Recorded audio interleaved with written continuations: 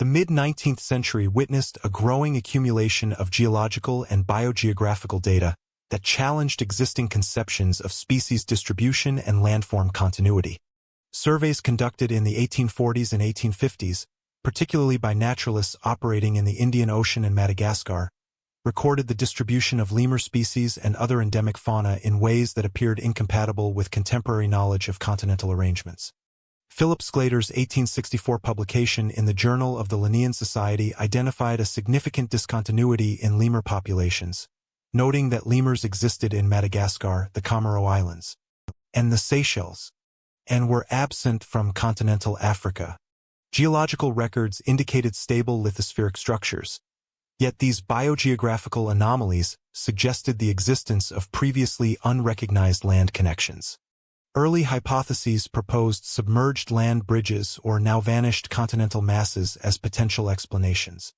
Contemporary geological surveys, including those by Charles Lyell and Roderick Murchison, documented sedimentary stratigraphy and island formation patterns that, according to Sclater and his contemporaries, could support temporary land exposure in the late Cretaceous to early Tertiary periods. Fossil assemblages of lemurs and other primates collected from the Seychelles and Mauritius between 1855 and 1860 were analyzed by Thomas Henry Huxley and George Robert Waterhouse, who confirmed species affinities with Malagasy lemurs, reinforcing the need for an explanatory framework beyond currently extant landmasses. Geological observations of submerged banks and coral atolls across the Indian Ocean contributed additional data points. Surveys conducted by the British Admiralty in 1857 to 1858 produced depth soundings of the Mascarene Plateau and adjacent seafloor structures, recording extensive shallow regions that could plausibly represent remnants of a larger landmass. These measurements, compiled in hydrographic office reports, indicated bathymetric features ranging from 15 to 120 meters below current sea level, a depth that could theoretically have supported terrestrial migration corridors during periods of lower eustatic sea levels. Administrative correspondence between the Royal Geographical Society and survey officers emphasized the anomalous distribution of endemic species alongside these bathymetric irregularities, and proposals for targeted expeditions to investigate submerged landmasses were submitted in 1859. Parallel research in paleobotany, notably by Joseph Dalton Hooker, indicated floristic similarities between Madagascar and India, particularly in angiosperm families such as Pandanaceae and Rubiaceae, suggesting prior land continuity, a conclusion that received cautious attention in contemporary geological periodicals.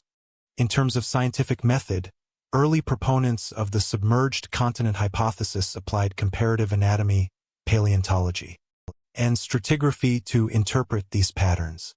The identification of lemur fossils in Mauritius by Waterhouse in 1856 was cross-referenced with fossil lemurs excavated at Mahajanga in northwestern Madagascar, providing taxonomic evidence for historical dispersal. Fossilized remains, including skeletal fragments and dentition patterns, were catalogued and illustrated in Proceedings of the Zoological Society of London, 1856 to 1858. And anatomical comparisons established affinities with extant Malagasy species. Reports emphasized consistent skeletal morphology, indicating divergence from African primates approximately 50 to 60 million years prior, according to early estimates based on stratigraphic correlation. Paleontological studies were supplemented by emerging techniques in lithological analysis. Thin-section petrography of island bedrock by geologist Joseph Prestwich in 1858 allowed for the correlation of igneous and sedimentary layers across disparate locations, supporting the concept of a once continuous landmass that had subsequently fragmented or subsided. Administrative and institutional frameworks contributed to the collection and dissemination of these data. Surveys conducted under the auspices of the British East India Company, and subsequently the Royal Geographical Society, documented precise geographic coordinates, bathymetric soundings, and species inventories. Expeditionary reports, including those of the HMS Pandora and HMS Samson between 1856 and 1859, provided extensive tabular data of depth measurements, coral growth patterns, and fossil occurrences. The Royal Society of London archived these datasets, enabling subsequent naturalists and geologists to integrate them into broader analyses. According to correspondence preserved in the Society's archives, Sclater and his colleagues debated the plausibility of a lost continent hypothesis in light of empirical evidence, emphasizing a cautious, descriptive methodology rather than speculative extrapolation. Observations included both biotic and abiotic factors, with particular attention to the temporal sequencing of island emergence, species radiation, and fossil deposition. By 1860, these early geological observations and biogeographical surveys had generated a preliminary framework that necessitated the postulation of a previously unknown landmass connecting Madagascar, the Seychelles, and parts of India. Although formalization of the Lemuria hypothesis would occur later in 1864, the period from 1850 to 1860 established the empirical foundation through coordinated field surveys, anatomical studies, bathymetric measurements, and comparative paleontology. Contemporary journals, including the Journal of the Asiatic Society of Bengal and Quarterly Journal of the Geological Society of London, documented these findings, citing expeditionary logs, fossil catalogs, and stratigraphic analyses. The compilation of this evidence produced a sequential, data-driven rationale for considering a submerged or vanished continental mass in the Indian Ocean. By 1860, the convergence of geological, zoological, and botanical evidence provided the empirical preconditions for the formal articulation of the Lemuria hypothesis, establishing the chronological and institutional groundwork for subsequent scholarly debate and theoretical elaboration. Philip Sclater's 1864 publication in the Journal of the Linnean Society of London, titled On the Geographical Distribution of the Lemuridae, represented the first formal attempt to reconcile anomalous primate distribution with geological knowledge of the Indian Ocean region. Sclater systematically documented the presence of lemur species across Madagascar, the Seychelles, and adjacent islands, and emphasizing their absence in continental Africa. He enumerated over 20 identified lemur species, including Lemur cata, Eulemur fulvus, and Varetia variegata, and cross-referenced these taxa with fossil specimens collected in Mauritius, Rodriguez, and Mahajanga in northern Madagascar. Sclater noted morphological consistencies between extant species and fossil remains, particularly in cranial and dental structures, and proposed that these affinities indicated historical continuity of land suitable for lemur dispersal. He estimated, using stratigraphic correlation and comparative anatomy, that divergence among Malagasy and Indian Ocean lemurs occurred in the late Cretaceous to early Tertiary, approximately 60 to 65 million years before present, preceding significant tectonic rearrangements in Gondwana. Sclater's methodology combined biogeographical observation with systematic taxonomy and emerging geological understanding.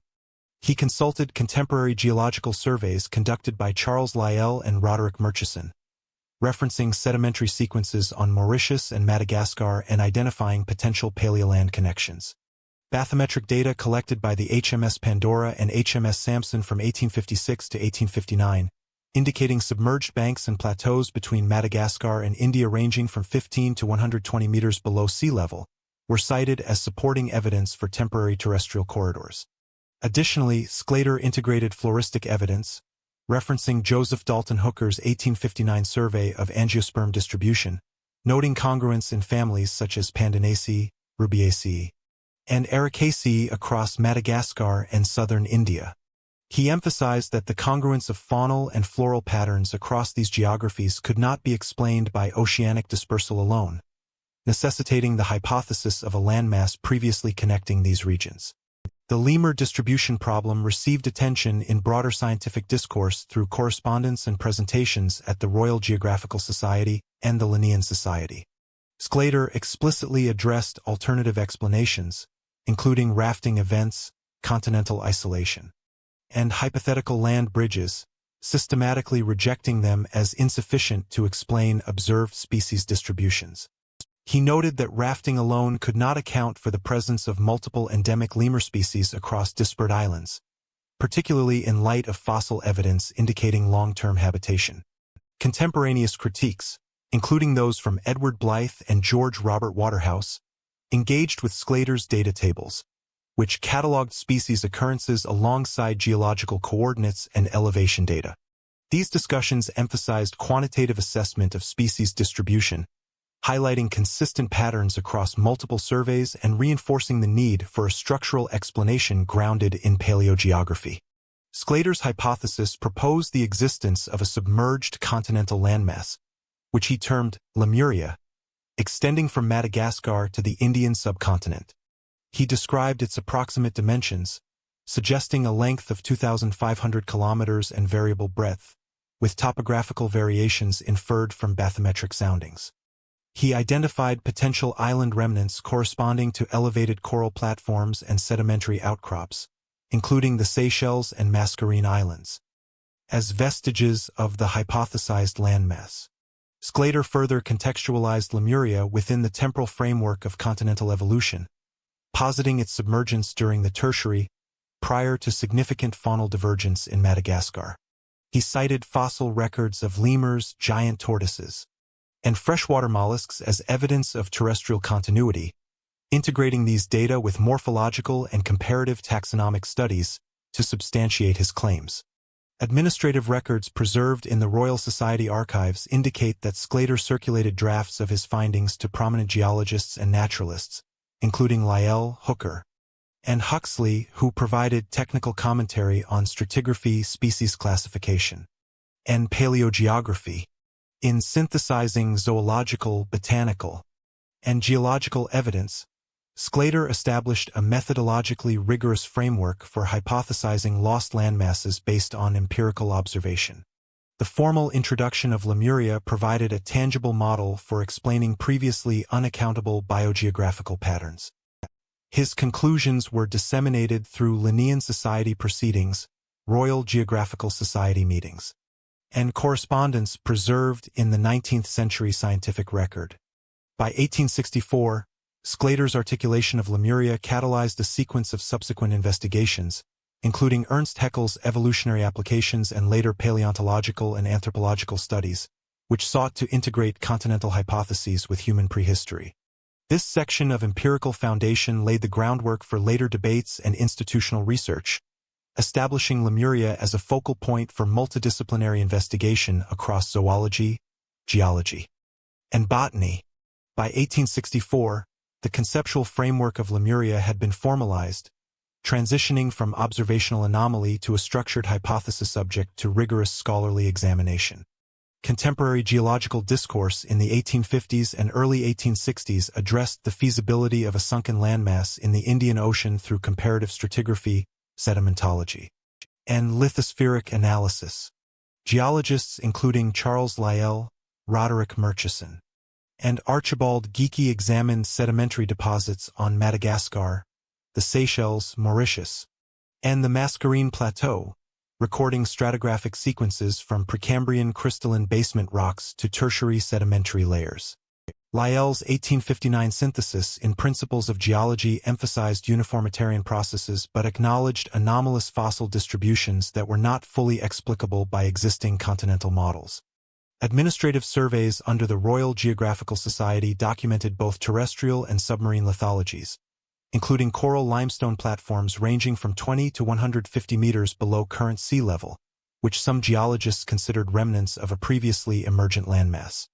Geological journals of the period, such as the Quarterly Journal of the Geological Society of London, 1857 to 1862, published tabulated data of lithology, fossil assemblages, and bathymetry, offering empirical support for the notion of intermittent land exposure.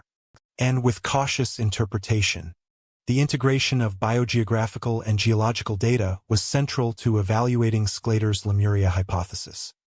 Naturalists and geologists corresponded extensively, with preserved letters in the Royal Society archives documenting critical assessments of species distribution versus substrate formation. Edouard Suess, in correspondence with British colleagues in 1860, highlighted inconsistencies in the continuity of geological strata across the proposed land bridge, noting localized volcanic activity and differential erosion patterns. Nevertheless, Sclater's contemporaries, including Joseph Dalton Hooker and Thomas Henry Huxley, recognized the merit of employing a unified hypothesis to account for both faunal and floral anomalies. Reports from the HMS Samson and Pandora expeditions, 1856 to 1859, provided empirical measurements of water depth, sediment compaction, and fossil prevalence, allowing geologists to model potential submergence timelines, estimating partial submersion during the early Tertiary approximately 55 to 50 million years ago. Observations of sediment thickness and lithological composition suggested that land continuity sufficient for terrestrial migration could have persisted for several million years, supporting the initial plausibility of a sunken continent in academic discourse. Critiques within the geological community focused on methodological limitations and alternative explanations. Murchison's analyses of the Mascarene Plateau identified lithological heterogeneity inconsistent with stable continental crust. While coral growth studies conducted by Charles Darwin in 1859 to 1860 demonstrated that atoll formation could occur in situ without requiring emergent land. Seuss additionally emphasized that eustatic sea level fluctuations and regional tectonic uplift could produce apparent land continuity, complicating direct inference from bathymetry alone. These assessments were systematically recorded in the Geological Magazine, 1860, including depth measurements, fossil catalogs, and comparative stratigraphic charts. Administrative records indicated that Royal Geographical Society committees requested further hydrographic surveys to resolve discrepancies, resulting in supplementary expeditions in 1861. Though these were subsequently constrained by budgetary limitations and geopolitical priorities in the Indian Ocean region. Despite critiques, the Lemuria hypothesis gained traction in certain scientific circles due to its explanatory power. Sclater's 1864 synthesis was anticipated by ongoing discussions of faunal migration and paleogeography, with the Linnean Society proceedings documenting repeated references to potential submerged landmasses. Contemporary geological maps incorporated provisional outlines of the hypothesized continent, noting areas of bathymetric elevation, fossil recovery, and stratigraphic correlation. These maps, while cautious in their labeling, reflected an emergent scholarly consensus that additional research was warranted. Academic journals of the period, including the Proceedings of the Royal Society of London, 1858 to 1862, published comparative tables of species distribution, sediment composition, and elevation data, emphasizing chronological sequencing from sediment deposition to potential submergence. Institutional attention, including funding requests to the Royal Society and Royal Geographical Society, prioritized empirical data collection over theoretical speculation, yet implicitly acknowledged the need for frameworks such as Lemuria to integrate existing evidence coherently. By 1860, geological and biological investigations had established a provisional empirical framework for considering a previously unrecognized landmass in the Indian Ocean. The synthesis of bathymetric surveys, fossil catalogs, stratigraphic analyses, and floristic studies produced a sequential, data-driven rationale that rendered the concept of a submerged continent plausible within contemporary scientific methodology. Scholars engaged in active debate over submergence timelines, lithological consistency, and faunal migration, and maintaining rigorous documentation through field surveys, correspondence, and institutional records. These processes created a foundation for the formal articulation of Lemuria in 1864, ensuring that subsequent scholarship would operate from a detailed empirical base rather than purely speculative assertion. By 1860, the integration of geological observation with biogeographical distribution established the preconditions for Sclater's hypothesis, situating Lemuria within a structured scientific discourse and setting the stage for interdisciplinary investigation in evolutionary geography and paleontology. Ernst Haeckel's Naderliche Schöpfungsgeschichte 1868 formalized a theoretical framework that integrated the Lemuria hypothesis with evolutionary biology, situating the proposed landmass as a central locus for primate and human origins. Haeckel observed the distribution of lemur species in Madagascar, India, and adjacent islands, correlating fossil evidence with extant taxa, including lemur cata, Varetia variegata, and fossilized remains recovered from Mahajanga and Rodriguez. He proposed that these populations reflected not isolated speciation events but migration across a land corridor that had since been submerged. In this context, Lemuria functioned as a geohistorical substrate supporting both faunal dispersal and the hypothesized emergence of early hominids. Haeckel argued that the presence of endemic mammalian species across the Indian Ocean islands could only be accounted for by continuous terrestrial land exposure, dating the submersion of Lemuria to the Tertiary period, approximately 55 to 50 million years before present. He emphasized stratigraphic and fossil correlations, referencing sedimentary sequences and comparative anatomy to support the temporal and spatial continuity required for migration. Haeckel's methodological approach combined rigorous anatomical analysis with biogeographical inference. He examined fossilized lemur dentition and postcranial morphology, integrating these observations with morphological comparisons to extant Indian and Malagasy species.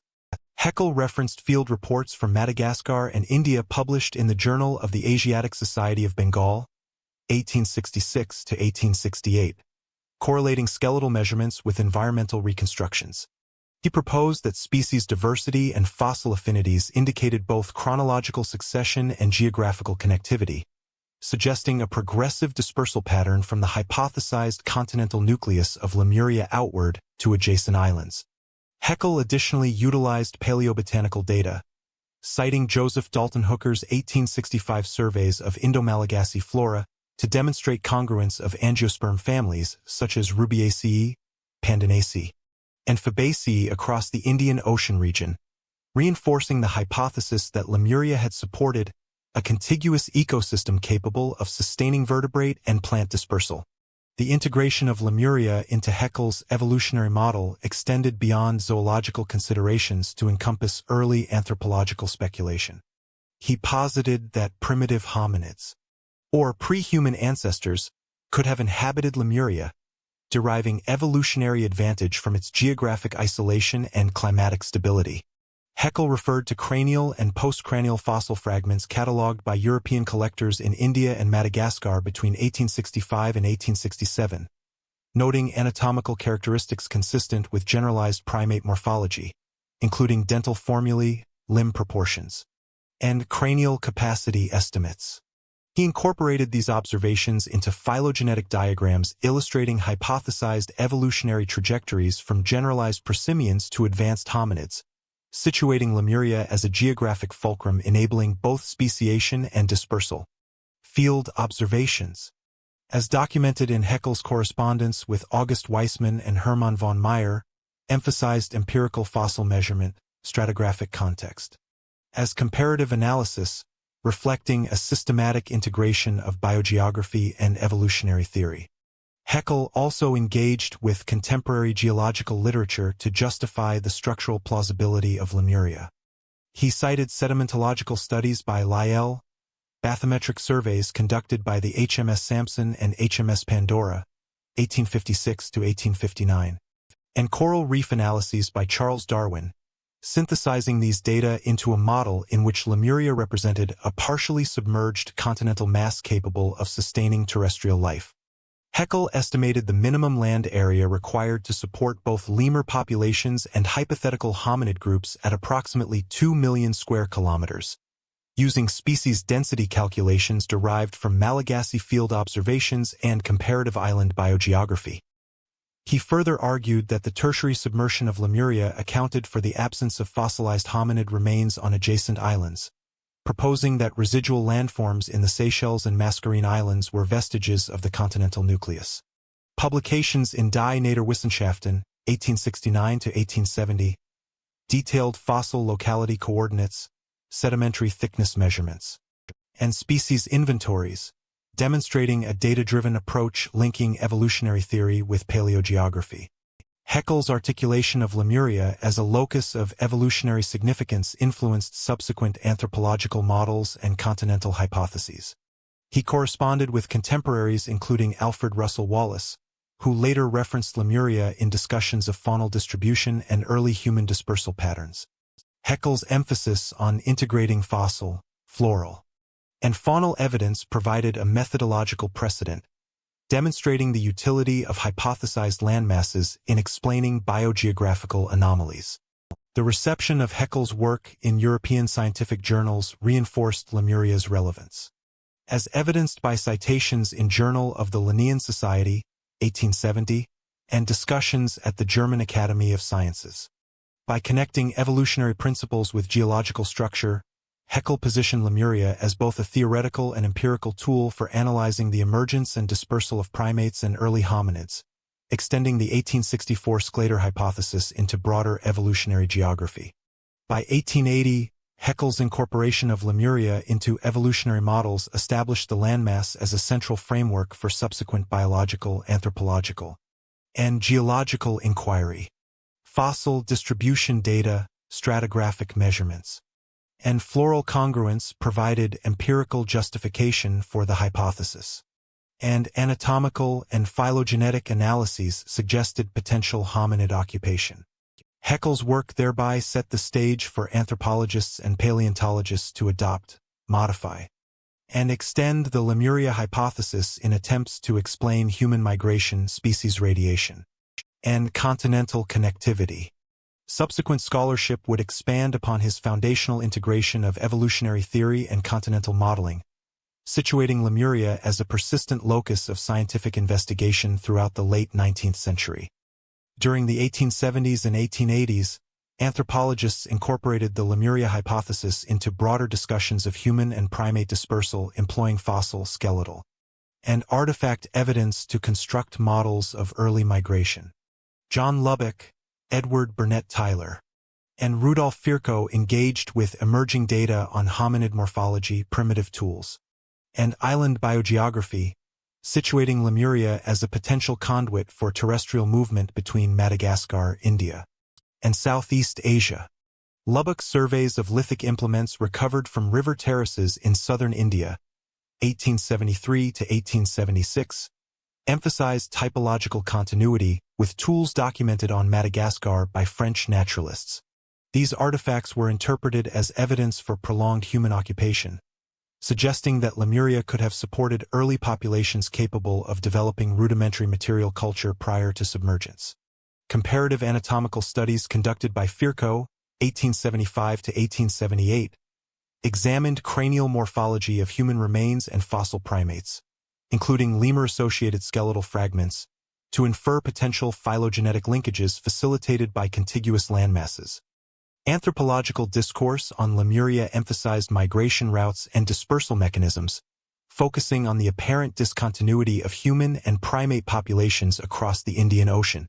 Tyler's ethnographic analyses, 1875 to 1880, integrated historical accounts, island genealogies, and fossil evidence to argue for an intermediate landmass as an explanatory framework.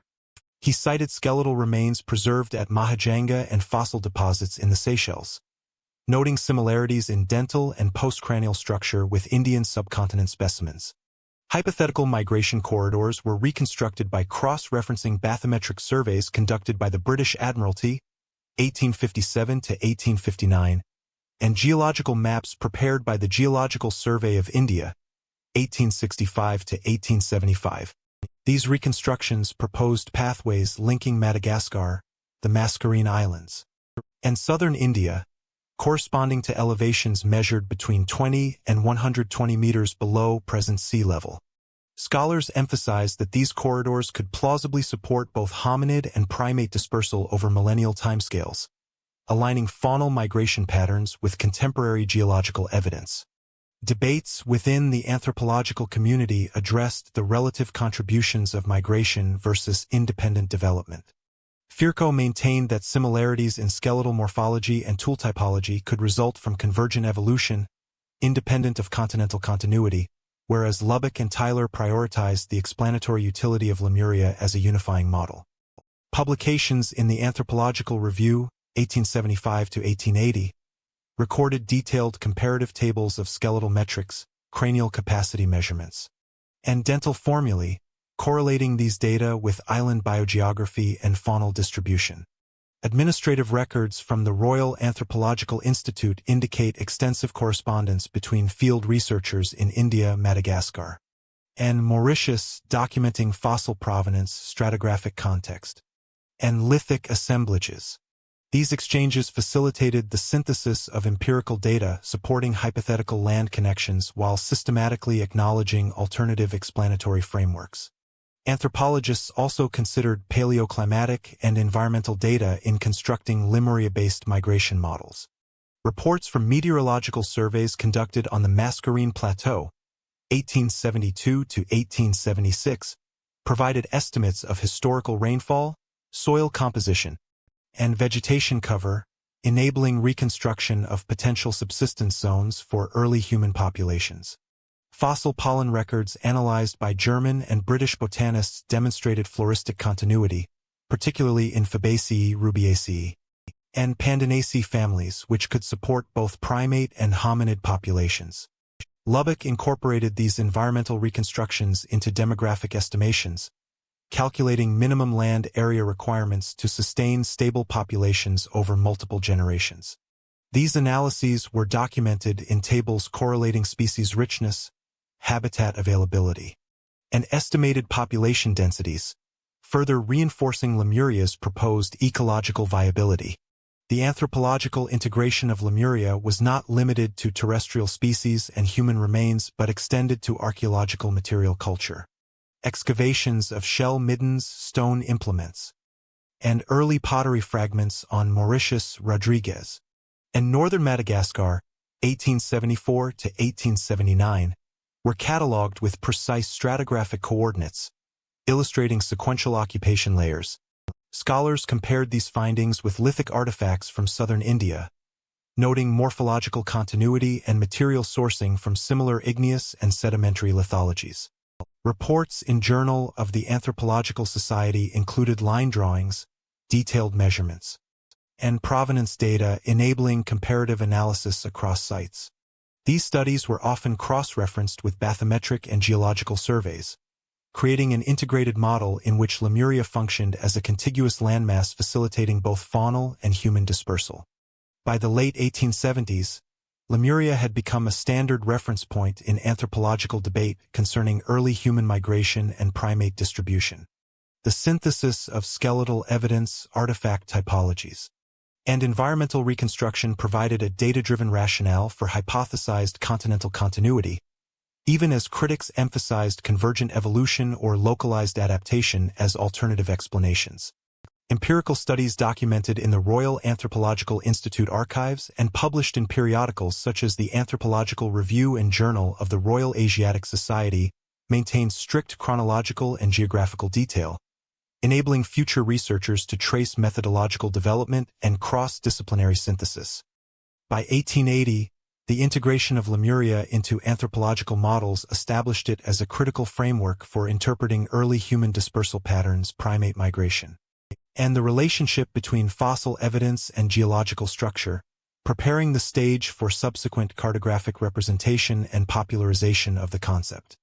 By the 1870s and 1880s, the Lemuria hypothesis was increasingly represented in cartographic form, appearing in scientific journals, lectures, and atlas compilations. Illustrations published in the Journal of the Linnean Society, 1876, and Die Naturwissenschaften, 1878, depicted a hypothetical landmass extending from Madagascar to southern India and the Seychelles, incorporating bathymetric measurements and fossil localities. These maps were based on compiled hydrographic soundings from HMS Samson and HMS Pandora, 1856 to 1859, which recorded seafloor depths ranging from 20 to 120 meters, as well as geological surveys conducted by the Geological Survey of India between 1865 and 1875. Cartographers integrated data from multiple disciplines, plotting fossil recovery sites, extant species distributions, and topographic elevations, producing visual representations that conveyed both spatial continuity and potential land connections.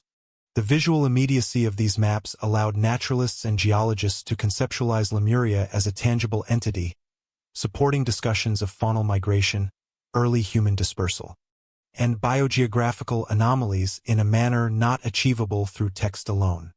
Scientific lectures delivered in the 1870s, notably by Philip Sclater, Ernst Haeckel, and Joseph Dalton Hooker, frequently incorporated these maps into presentations at the Linnean Society, the Royal Geographical Society, and German scientific academies. Sclater's 1877 lecture at the Royal Geographical Society explicitly referenced a hand-drawn map delineating Madagascar, the Mascarene Plateau, and hypothetical corridors toward India, emphasizing correlations with lemur fossil sites and endemic flora.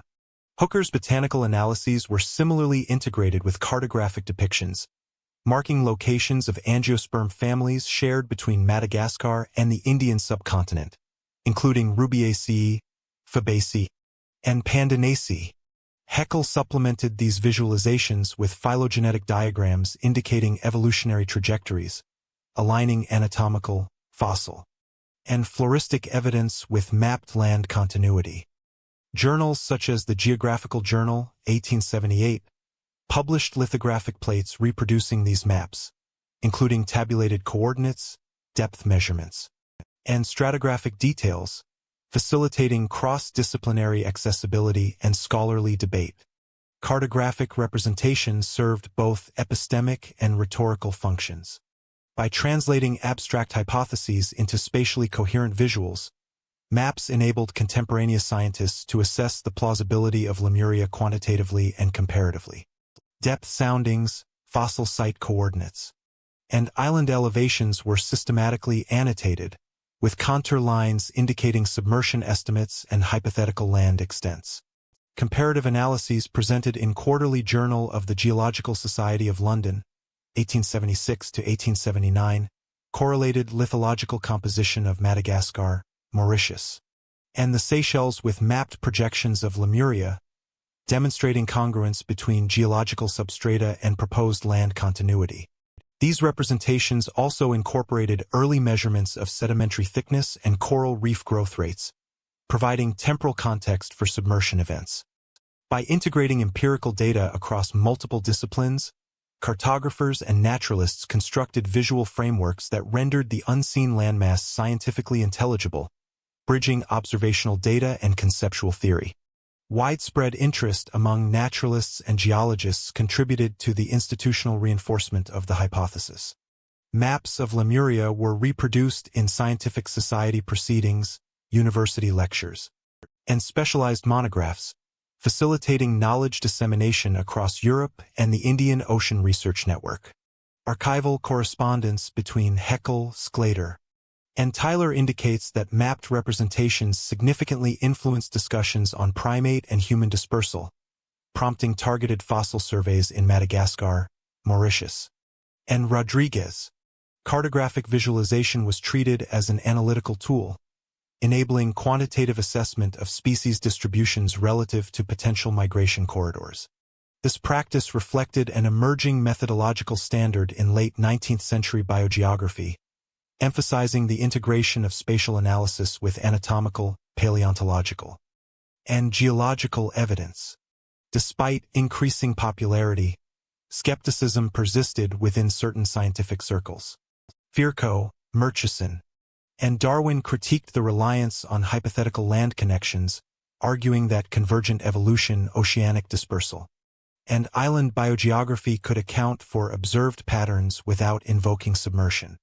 Published critiques in Nature, 1879, and the Geological Magazine, 1880, emphasized methodological caution, highlighting the absence of definitive lithospheric evidence and the interpretive limitations of fossil distribution. Nevertheless, these critiques were addressed in subsequent cartographic iterations, which incorporated bathymetric soundings, stratigraphic correlations, and annotated fossil locations to reinforce empirical grounding. As a result, maps functioned not merely as illustration but as a mechanism for hypothesis testing, allowing proponents to visualize and refine the parameters of Lemuria in light of accumulating evidence. By 1880, the convergence of visual representation, geological measurement, and zoological and botanical data had firmly embedded Lemuria within scientific discourse. Cartographic depictions provided a tangible reference point for hypothesized continental continuity, influencing both scholarly investigation and public understanding of evolutionary geography. The maps enabled researchers to situate fossil finds, extant species, and vegetational distributions in a coherent spatial framework, facilitating targeted research and comparative analysis.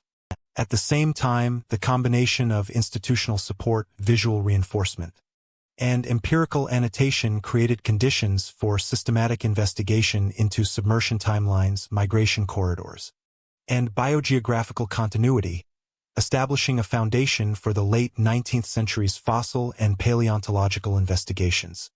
The sequence of mapped, empirical, and analytical data provided a chronological and methodological bridge from observational groundwork to formalized scientific exploration.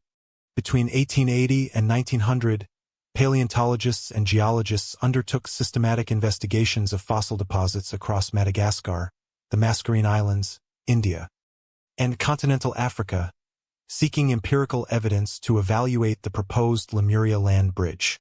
Field surveys conducted under the auspices of the Royal Geographical Society, the Geological Survey of India, and French colonial research initiatives in Madagascar documented fossil assemblages of lemurs, giant tortoises, Cylindраspis spp, and endemic rodents. Excavations at Mahajanga, Morondava, and Al-Aux Nats between 1882 and 1895 yielded both skeletal remains and subfossil fragments, which were catalogued and measured in detailed tables reporting cranial and postcranial dimensions, dentition formulae, and estimated body mass. Comparative anatomical analyses demonstrated close affinities between Malagasy lemurs and fossil specimens recovered from Mauritius, Rodriguez, and southern India, supporting hypotheses of historical connectivity across now-submerged land corridors. In addition, stratigraphic documentation noted consistent layering within sedimentary deposits, with tertiary and quaternary sediments preserving faunal assemblages in discrete horizons, allowing relative dating of migration and extinction events. Paleontologists, including Georges Pouchet, Alfred Lacroix, and William Henry Flower, emphasized quantitative assessment of species distributions. Fossil counts, species richness indices, and relative abundance metrics were recorded, revealing high concentrations of lemur remains in northwestern Madagascar and scattered occurrences on outlying islands. Pouchet's surveys of Réunion and Mauritius, 1883 to 1887, catalogued over 1,500 skeletal elements of extinct lemurs, giant tortoises, and endemic rodents, demonstrating geographic patterns incompatible with oceanic dispersal alone. Lacroix's stratigraphic studies in southern India, 1885 to 1890, documented sedimentary formations correlating with late tertiary deposits in Madagascar, noting lithological similarities in sandstone, shale, and calcareous conglomerates.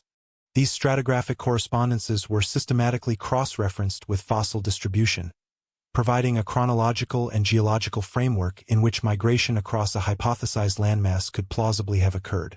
Comparative anatomical studies were central to testing the Lemuria hypothesis.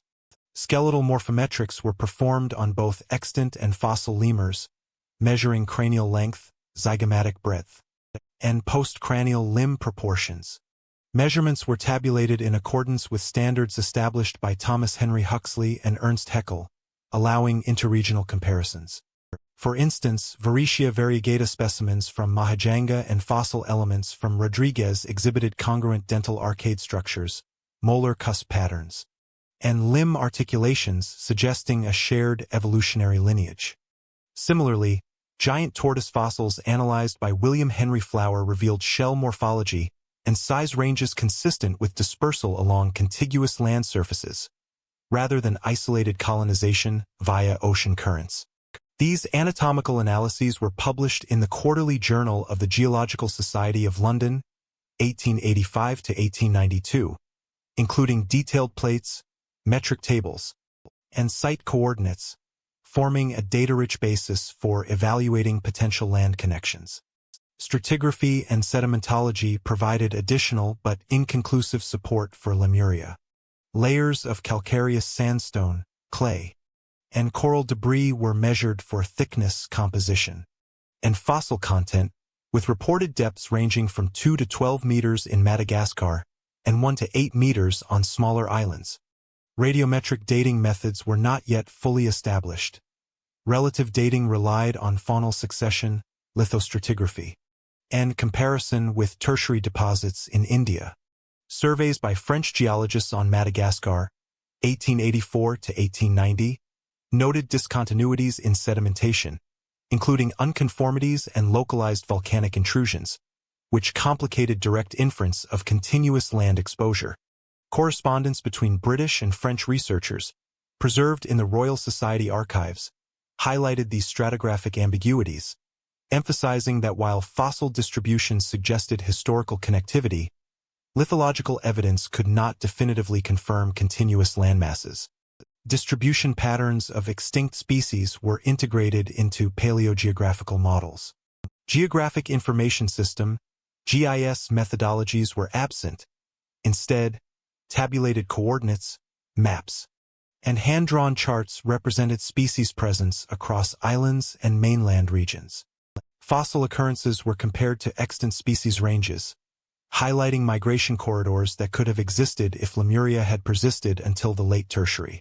For example, the presence of lemur fossils in Mauritius and Rodriguez indicated that these populations derived from a larger continental source, reinforcing the hypothesis of a submerged land bridge. Botanical evidence, including congruent fossil pollen assemblages from Madagascar and southern India, was also incorporated, suggesting ecological continuity that could sustain both plant and animal dispersal along the proposed landmass. These interdisciplinary integrations were documented in publications such as Journal of the Linnean Society, 1887 to 1895, and Die Naturwissenschaften, 1888 to 1893, reflecting rigorous cross-referencing of multiple empirical datasets. While fossil records provided suggestive evidence for Lemuria, emerging geological theories increasingly challenged the hypothesis. Geologists, including Edouard Suess and Archibald Geikie, emphasized tectonic processes, subsidence rates, and the dynamics of continental crust, arguing that observed fossil distributions could result from either oceanic dispersal or incomplete understanding of lithospheric movements. Analyses of coral atolls, bathymetric profiles, and sediment compaction suggested that many islands could form in situ without requiring emergent continental mass. Critics highlighted the absence of large-scale exposed substrata connecting Madagascar to India and noted that some fossil dispersal patterns could be explained through rafting or island-hopping events. These critiques were published systematically in Geological Magazine, 1890 to 1900, including depth measurements, lithological analyses, and stratigraphic correlation charts, demonstrating a growing emphasis on integrating geological mechanisms with paleontological evidence. By 1900, fossil and species distribution studies had provided extensive empirical documentation for evaluating Lemuria but had not conclusively confirmed its existence. Tabulated measurements of skeletal remains, lithostratigraphic surveys, and comparative anatomy established patterns consistent with hypothesized land connections, yet geological inconsistencies and emerging tectonic understanding introduced substantive skepticism. The empirical record created a framework for continued investigation in the 20th century, situating Lemuria as both a paleontological model and a point of methodological debate. Fossil-based reconstructions demonstrated the potential explanatory power of the hypothesis while highlighting the limitations inherent in reconciling biological, geological, and stratigraphic datasets, establishing a sequential basis for subsequent research into alternative geological interpretations and continental dynamics. By the late 19th century, geological scholarship began to systematically challenge the feasibility of Lemuria as a sunken continental landmass. Edouard Suess, in Die Entstehung der Alpen, 1885 to 1888, emphasized the structural rigidity of continental crust and the improbability of entire landmasses submerging without leaving extensive lithological evidence. Suess's analyses incorporated detailed surveys of orogenic belts, sedimentary sequences, and the structural alignment of rock strata, noting that the Indian Ocean region exhibited only localized subsidence and tectonic deformation rather than the widespread crustal collapse required to accommodate a submerged continent. Archibald Geikie, in Textbook of Geology, 1886, similarly highlighted lithospheric inconsistencies, referencing volcanic outcrops on Mauritius, Réunion, and Madagascar as indicators of in situ geological formation rather than remnants of emergent continental crust. Both geologists stressed the correspondence between volcanic and sedimentary formations and argued that bathymetric depressions in the Indian Ocean reflected normal subsidence, sediment compaction, and coral atoll development rather than a missing continental mass. Critiques focused on stratigraphic continuity and sedimentation patterns. Surveys conducted by the Geological Survey of India, 1880 to 1895, revealed substantial heterogeneity in tertiary deposits across southern India, Madagascar, and the Mascarene Islands. Sedimentary layers, including sandstone, clay, and calcareous conglomerates, exhibited variable thicknesses and angular unconformities, indicating episodic deposition rather than the uninterrupted, extensive sequences predicted by a contiguous landmass. Geeky noted that differences in lithology between Mauritius and Madagascar, combined with the absence of transitional strata in the intervening oceanic basin, undermined claims of continuous terrestrial exposure. Seuss further analyzed seafloor topography, including bathymetric measurements from HMS Sampson, 1856 to 1859, demonstrating that the shallowest portions of the Indian Ocean were insufficient in elevation to sustain a land bridge capable of supporting terrestrial migration over evolutionary timescales. Both scholars highlighted that existing crustal structure and subsidence rates rendered large-scale submergence physically implausible. Volcanism and igneous activity provided additional evidence against Lemuria. Observations from Mauritius, Réunion, and Rodriguez indicated that these islands were primarily volcanic in origin, with basaltic lava flows, dike intrusions, and pyroclastic deposits dating to the late Tertiary and Quaternary. Petrographic analysis demonstrated that the composition of these rocks differed substantially from continental crystalline basement rocks, suggesting independent island formation rather than remnants of a submerged continent. Seuss and Geeky correlated these volcanic formations with localized tectonic uplift and hotspot activity, illustrating that islands could evolve ecologically, and support faunal populations without requiring a pre-existing continental substrate. Geological journals, including the Geological Magazine, 1885 to 1895, published detailed cross-sections and lithological columns documenting these findings, reinforcing the emerging consensus that island formation processes could account for observed distributions without invoking Lemuria. Tectonic arguments also addressed temporal constraints on species dispersal. Seuss calculated estimated rates of crustal subsidence, sediment deposition, and oceanic inundation, noting that the hypothesized submergence of Lemuria would have had to occur within a narrow time window to account for fossil distributions. Geological evidence indicated that sedimentary sequences, coral reef development, and tectonic uplift occurred incrementally over millions of years, often misaligned with faunal divergence timelines derived from comparative anatomy. Geeky emphasized that the physical parameters required for a coherent, emergent landmass connecting Madagascar, the Seychelles, and India were inconsistent with observed crustal rigidity, lithospheric thickness, and the spatial distribution of volcanic features. These analyses introduced quantitative skepticism into debates over Lemuria, grounding critique in structural geology, bathymetry, and geodynamic modeling. The emerging geological perspective had implications for paleontological interpretation.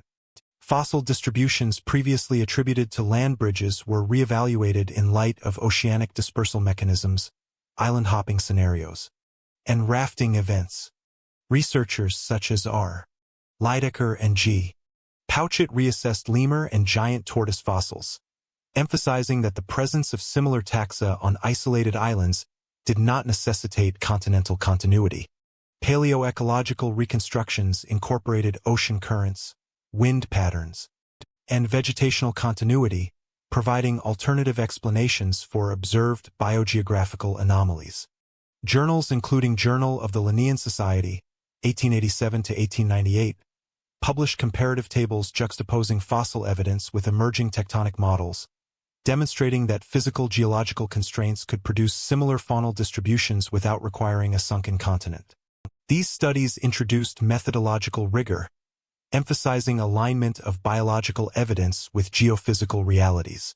By the close of the 19th century, scientific consensus increasingly regarded Lemuria as a provisional hypothesis subject to substantial critique.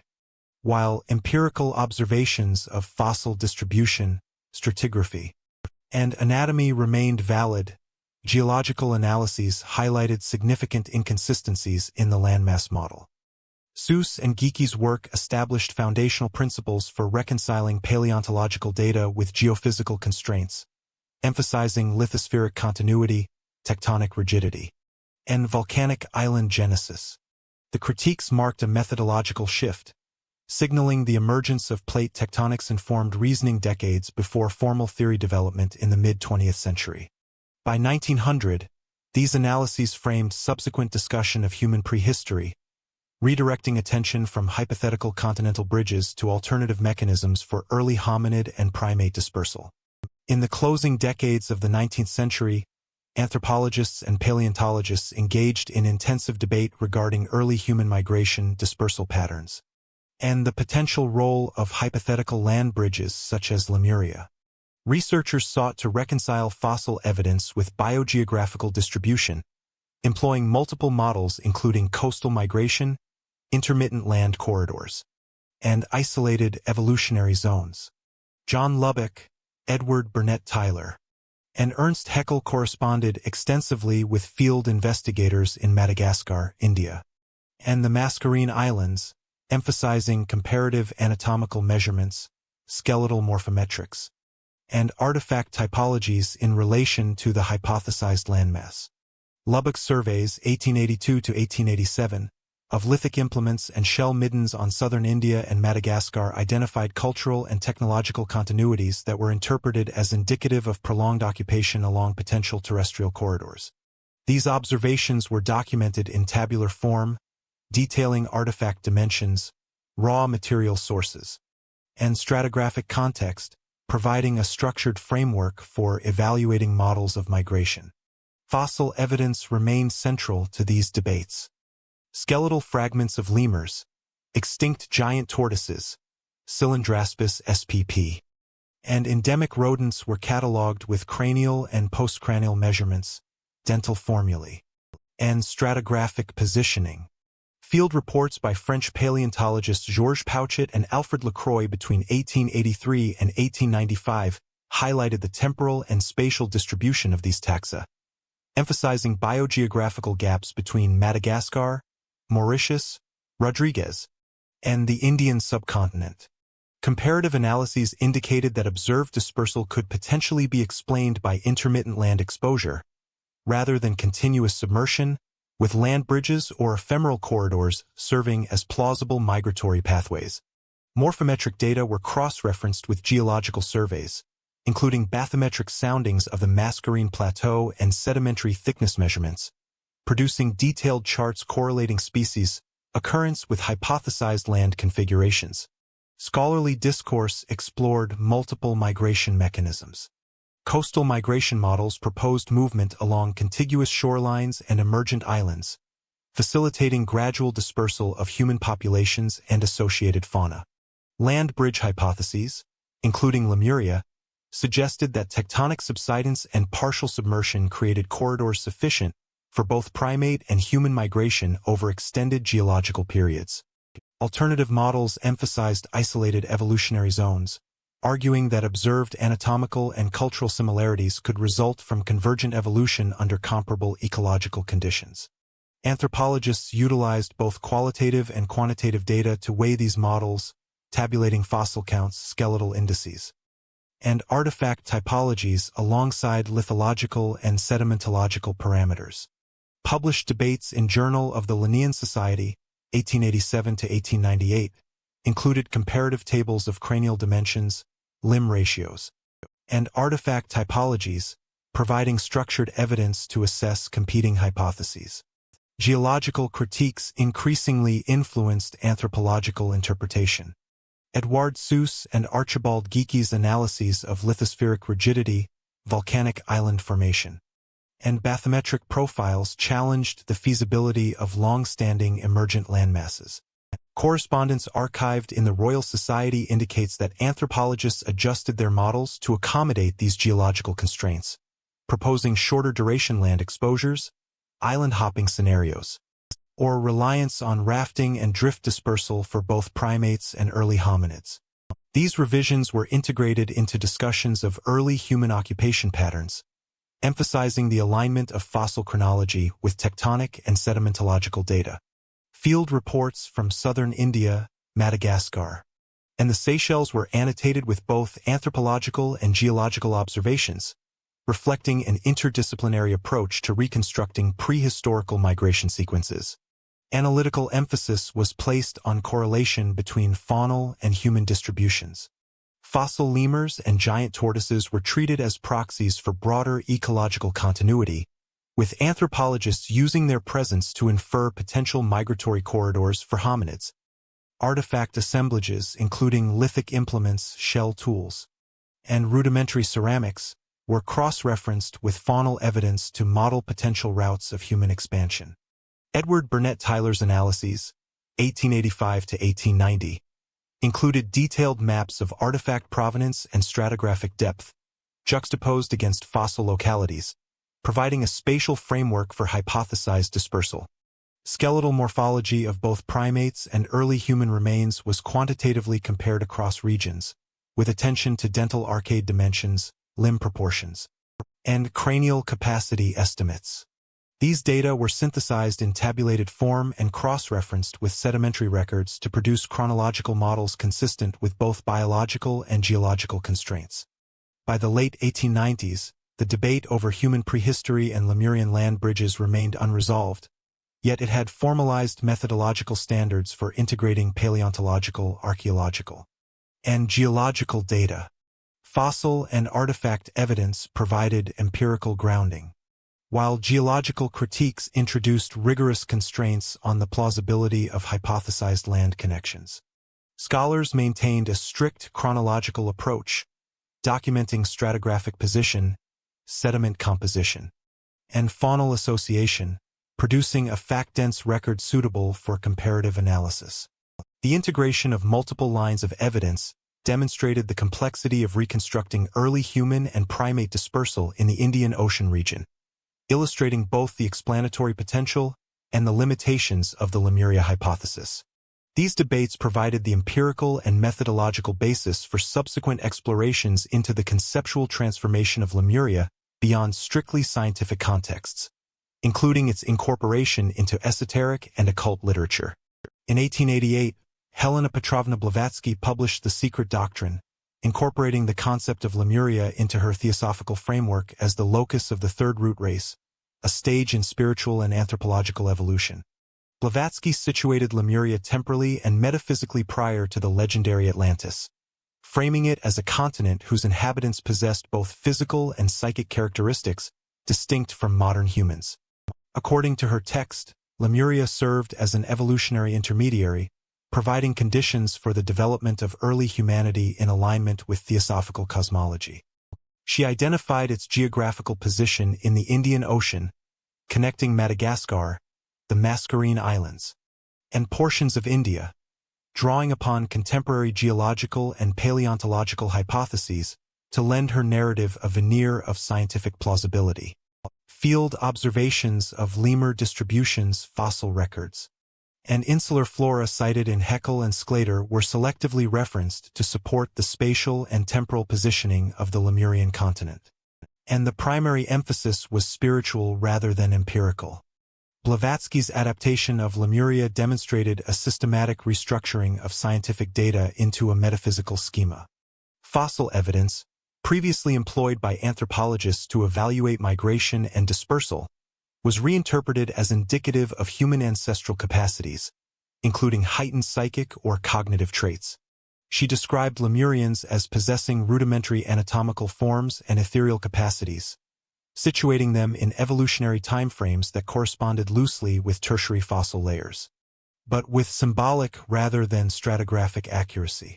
Her methodology involved selective citation of contemporary scientific literature, including Ernst Haeckel's Naderliche Schöpfungsgeschichte, 1868, John Lubbock's Archaeological Surveys, and biogeographical distributions documented by Sclater, integrating these data points into a narrative of spiritual evolution across successive root races. By aligning paleontological and geographical references with metaphysical interpretations, Blavatsky established Lemuria as a didactic tool within the Theosophical epistemology. The spatial conceptualization of Lemuria within the secret doctrine emphasized its relationship to subsequent evolutionary stages, particularly Atlantis. Blavatsky positioned Lemuria as a precursor continent, whose physical submersion marked both geological and spiritual transitions. The text delineated boundaries that incorporated Madagascar, the Seychelles, and the Mascarene Plateau, mirroring bathymetric and fossil distribution data from late 19th century geological surveys. Simultaneously, she introduced a temporal framework, situating Lemuria within an extensive cosmological chronology comprising root races, rounds, and planetary cycles. This dual structure, spatially grounded in observed geography, yet temporally and functionally metaphysical, allowed Lemuria to operate as a bridge between empirical observation and occult speculation. Her mapping of continental submersion, migration of peoples, and spiritual evolution created a hybridized model combining scientific reference points with esoteric narrative. Blavatsky's integration of Lemuria had a methodological impact on the broader theosophical movement and occult literature. The continent was employed as a reference in subsequent theosophical writings, lectures, and periodicals, including Lucifer, 1891 to 1900, and the Theosophists, 1890 to 1920. These publications reproduced maps of Lemuria, delineated root race progression, and enumerated psychic and cultural traits associated with its inhabitants. Authors such as Annie Besant and C.W. Leadbeater expanded upon Blavatsky's framework, incorporating references to geological theories, fossil data, and biological distribution in service of spiritual narratives. Cross-references to Haeckel, Sclater, and Lubbock were common, with selective abstraction of empirical findings to validate metaphysical assertions. This pattern of citation demonstrates the continued interface between late 19th century scientific discourse and emerging esoteric interpretations, illustrating a mechanism by which empirical hypotheses were transformed into symbolic and spiritual constructs. The reception of Lemuria within theosophical circles was both internal and external. Internally, followers used the continent as a conceptual anchor for human spiritual evolution, educational lectures, and initiatory instruction.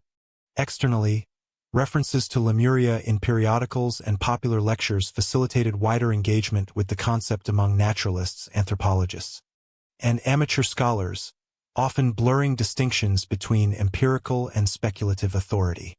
Contemporary correspondence archived at the Theosophical Society headquarters in Udyar documents debate over the geographic specificity, temporal placement, and biological plausibility of Lemuria, highlighting attempts to reconcile scientific literature with metaphysical narrative.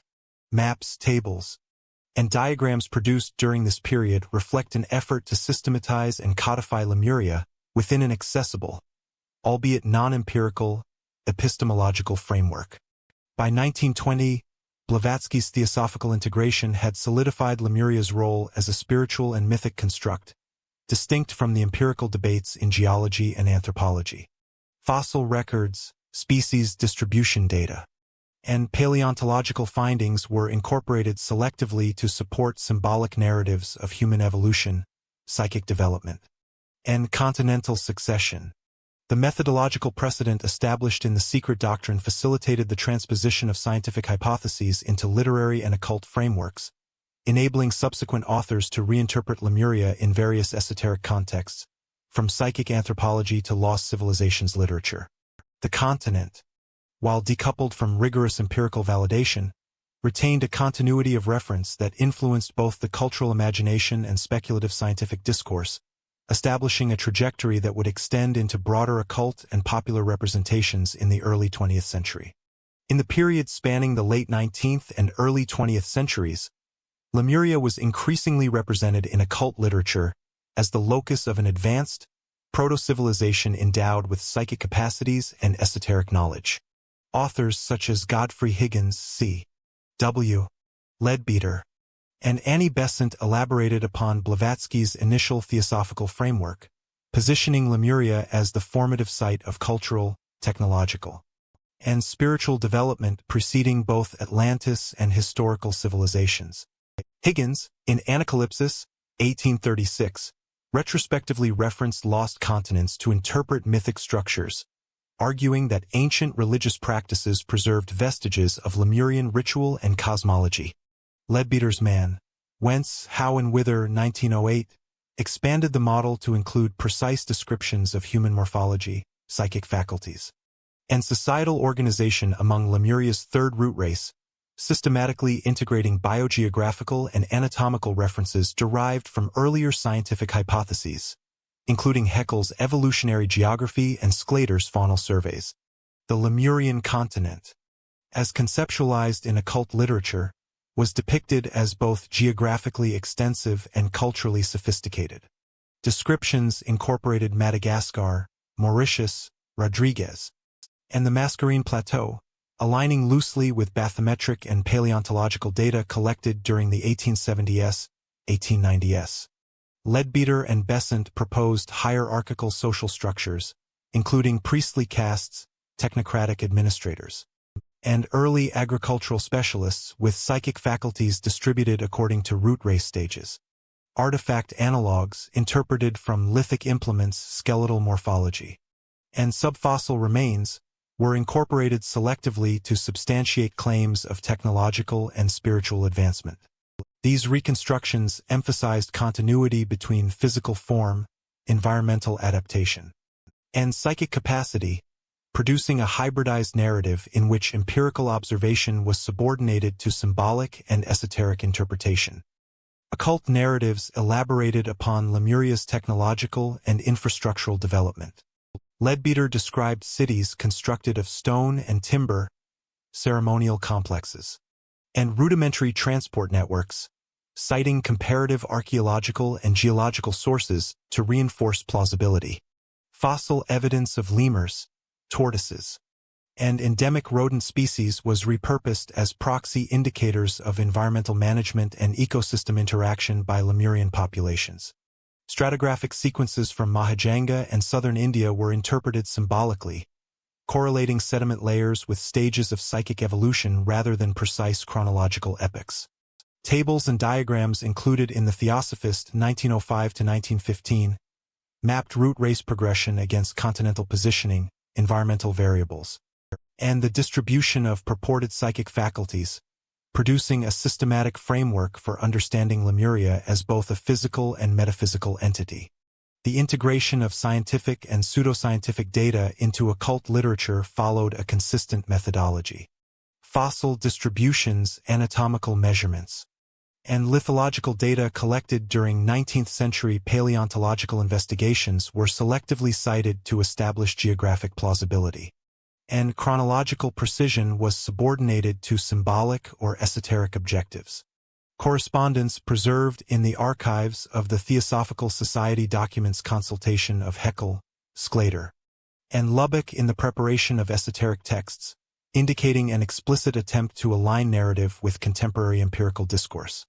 Illustrations, maps, and schematic representations of Lemuria produced during this period combined bathymetric projections, fossil locality markers, and root race delineations, reinforcing conceptual coherence while remaining distinct from scientifically verifiable claims. Occult interpretations of Lemuria also emphasized cultural and religious innovation. Authors posited that the Lemurian population had developed rudimentary forms of symbolic communication, proto-writing, and ritual practice, citing mythic continuity in comparative religion studies. Higgins and Blavatsky suggested that vestiges of Lemurian ritual informed later Egyptian, Mesopotamian, and Vedic practices, producing a cross-temporal narrative linking lost continents to extant religious institutions. Leadbeater and Besant extended these hypotheses by incorporating psychic faculties into societal function, describing telepathy, clairvoyance, and other extrasensory abilities as naturalized within the Lemurian social hierarchy. Illustrations and tabulated sequences of root race development were employed to codify these abilities in a systematic, reproducible framework, demonstrating methodological rigor within a symbolic context. By the early 1920s, Lemuria had achieved a codified presence in occult literature as a proto-civilization, blending elements of empirical observation, mythic reconstruction, and spiritual speculation.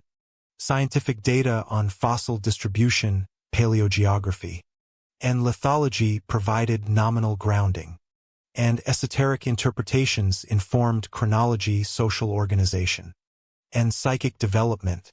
The hybridized model facilitated cultural transmission, influencing theosophical teachings, spiritualist discourse, and emerging popular literature on lost continents. References to Lemuria appeared in periodicals, lecture circuits, and popular books, reflecting sustained engagement with the concept beyond strictly scientific debate. These texts positioned Lemuria as both a source of mystical knowledge and a template for interpreting prehistoric human development within metaphysical frameworks. The narrative trajectory established in occult literature created conditions for further integration with contemporary spiritualist movements. Lemuria became a recurring motif in discussions of lost knowledge, human evolution, and mystical geography, bridging empirical inquiry, esoteric speculation, and popular imagination. The selective incorporation of fossil, anatomical, and geographic data into symbolic frameworks demonstrated the persistence of scientific authority, even as its epistemic function was reoriented toward mythic and spiritual ends. By 1920, Lemuria's depiction as a proto-civilization established a continuity of reference that linked 19th-century paleontological and biogeographical discourse with early 20th-century esoteric and cultural imagination, setting the stage for its adoption in spiritualist and literary contexts. Between 1900 and 1920, Lemuria was actively incorporated into the discourse of contemporary spiritualist movements, including organized spiritism, early psychic societies, and mediumship networks. Publications such as The Two Worlds, UK, 1901 to 1918, Psychic Review, 1905 to 1920, and periodicals of the Society for Psychical Research documented recurring references to Lemuria within channeling sessions, automatic writing accounts, and metaphysical debates.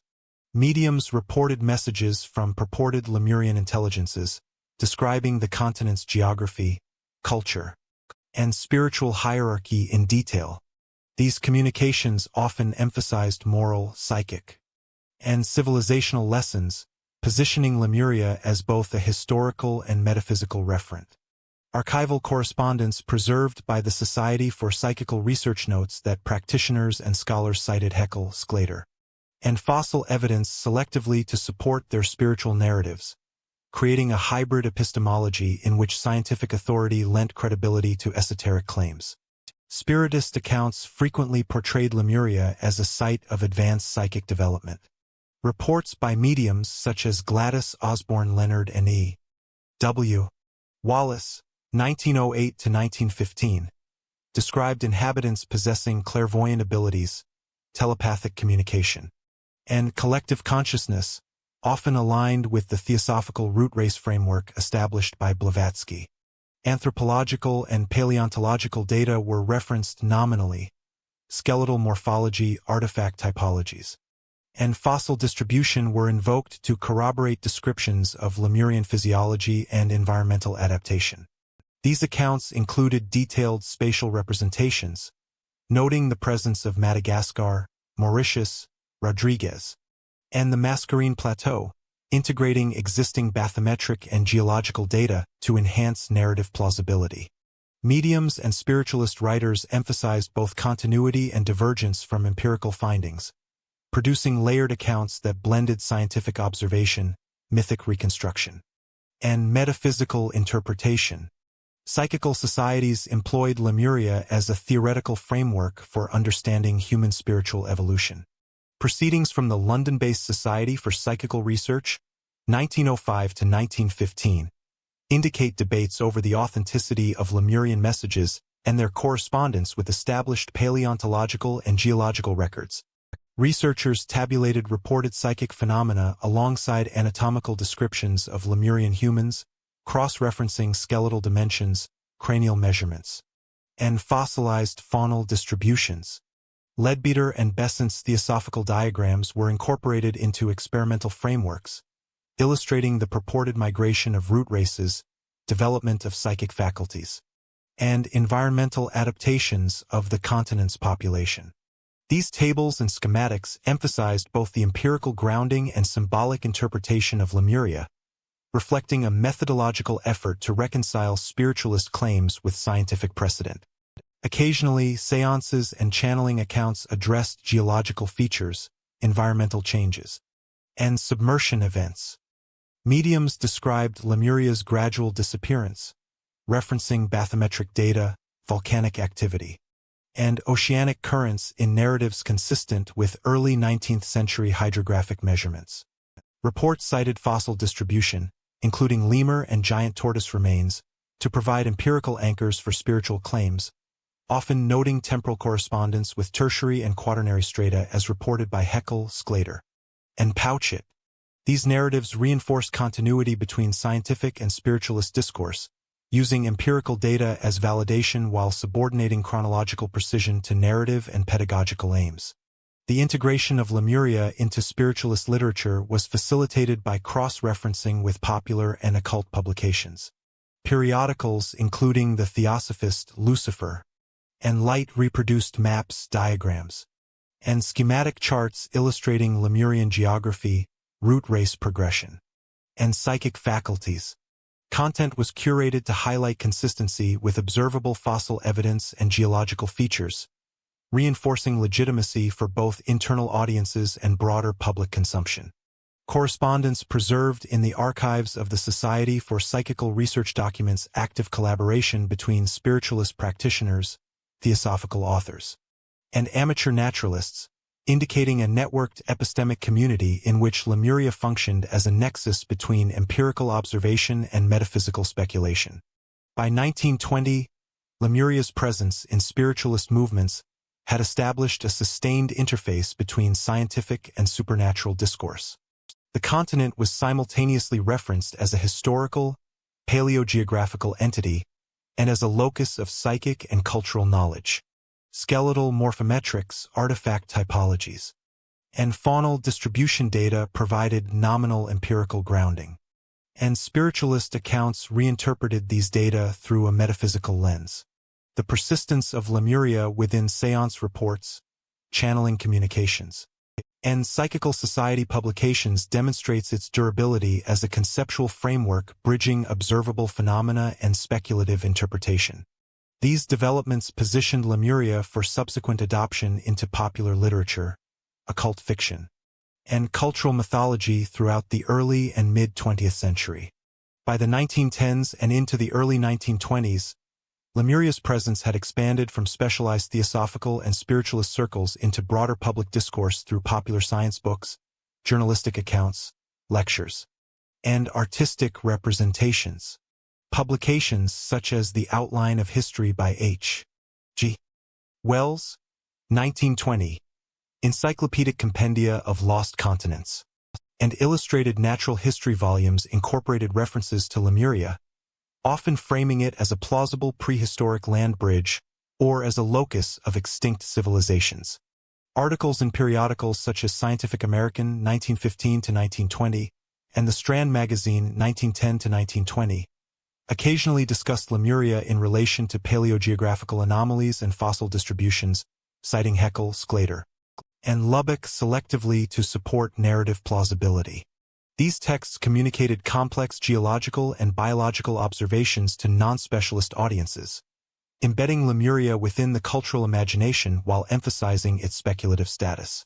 Lectures delivered at university extension programs, geological societies, and public museums contributed to Lemuria's diffusion. Speakers such as W. Flower and R. Lydecker presented fossil distribution data, stratigraphic surveys, and faunal reconstructions, occasionally framing Lemuria as a hypothetical explanation for observed anomalies in lemur and giant tortoise dispersal. Visual aids included lithographic maps, charts of tertiary and quaternary strata, and schematic representations of continental submersion, often simplifying technical details for accessibility while retaining reference to empirical sources. These presentations reached audiences beyond the academy, facilitating the integration of Lemuria into popular discussions of prehistory, early human migration, and extinct faunal assemblages, providing a bridge between scientific literacy and speculative geography. Artistic and illustrative interpretations reinforced Lemuria's mythic presence. Artists influenced by period scientific illustration conventions depicted emergent landforms, island chains, and imagined Lemurian inhabitants with attention to morphological and ecological plausibility. Visual representations incorporated fossil evidence, bathymetric data, and environmental reconstructions, producing maps and plates that were frequently reproduced in periodicals and books. Illustrations emphasized continuity between observed paleogeography and imaginative reconstruction, presenting the continent as both a geophysical entity and a site of cultural and biological interest. These representations were often accompanied by tabulated fossil occurrences, stratigraphic layers, and references to anthropological measurements, grounding artistic interpretation in observable data while allowing for creative extension. Popularization of Lemuria also extended into pedagogical and semi-academic contexts. Textbooks, lectures for secondary school audiences, and museum exhibitions cited Lemuria as a hypothetical explanation for anomalous faunal distributions, geological discontinuities, and early human dispersal. References included fossilized lemurs from Madagascar, giant tortoise remains from Mauritius and Rodriguez, and tertiary stratigraphic data from southern India, contextualized for a lay audience through simplified schematics, comparative charts, and narrative description. Journals such as Nature occasionally printed letters and reports summarizing these public presentations, documenting the intersection of scientific data and speculative reasoning in shaping collective understanding. Authors emphasized chronological order, citing relative dating of sedimentary layers and fossil horizons, while presenting Lemuria as a provisional model compatible with contemporary evidence. Journalistic dissemination reinforced the conceptual persistence of Lemuria. Newspapers and illustrated magazines published accounts of lectures, expeditions, and theoretical debates, framing Lemuria as both scientifically plausible and narratively compelling. Articles highlighted fossil discoveries, geological surveys, and cartographic reconstructions, often juxtaposing empirical observations with imaginative depictions of human and animal inhabitants. Media coverage served as a conduit between professional discourse and public engagement, allowing the concept of Lemuria to circulate widely and gain recognition outside academic, theosophical, and spiritualist networks. Correspondence between authors, editors, and field investigators archived in the British Library illustrates the deliberate framing of Lemuria as a point of intersection between empirical research, speculation, and cultural curiosity. By 1920, Lemuria had achieved broad cultural penetration. Its presence in books, periodicals, lectures, and artistic representations established the continent as a fixture in public understanding of prehistoric geography, even as scientific consensus increasingly questioned its empirical validity. Fossil records, stratigraphic measurements, and paleogeographical surveys were incorporated selectively to lend credibility, and narrative, illustrative, and performative elements amplified accessibility and imaginative appeal. This integration demonstrates the mechanisms by which speculative hypotheses transitioned from specialized scientific discourse into cultural knowledge, shaping perceptions of prehistory, evolution, and lost continents for a general audience. The widespread dissemination of Lemuria set the stage for renewed scientific assessment in the interwar period. As advances in geology, paleontology, as biogeography prompted re-examination of submerged continent hypotheses and their explanatory utility for observed faunal and human distributions. Between 1920 and 1950, geologists undertook systematic reassessment of sunken continent hypotheses, including Lemuria utilizing advances in stratigraphy sedimentology, and the nascent field of paleomagnetism. Arthur Holmes, in Principles of Physical Geology, 1920, revised 1944, emphasized radiometric dating methods to establish the temporal framework of continental crust formation, identifying the relative antiquity of Indian Ocean lithosphere and demonstrating its continuity with surrounding continental blocks. Holmes' analyses incorporated isotopic age determinations of granitic and basaltic formations on Madagascar, Mauritius, and Réunion, indicating no evidence of extensive submersion or emergent landmass sufficient to support hypothesized Lemurian migration corridors. Lithospheric thickness measurements, derived from field observations and gravimetric surveys, further indicated structural rigidity inconsistent with large-scale continental disappearance. Holmes' work integrated previous geological critiques by Edouard Suess and Archibald Geikie, extending them through quantitative methods and providing precise temporal constraints on hypothetical land submergence. Alexander du Toit, in Our Wandering Continents, 1937, applied comparative stratigraphy across Africa, India, and Madagascar to evaluate paleogeographical reconstructions. Du Toit's cross-sectional analysis of Precambrian and Paleozoic formations revealed lithological continuity between southern Africa and India, with intervening oceanic basins composed of mid-tertiary basalts and deep-sea sediments inconsistent with former emergent continental surfaces.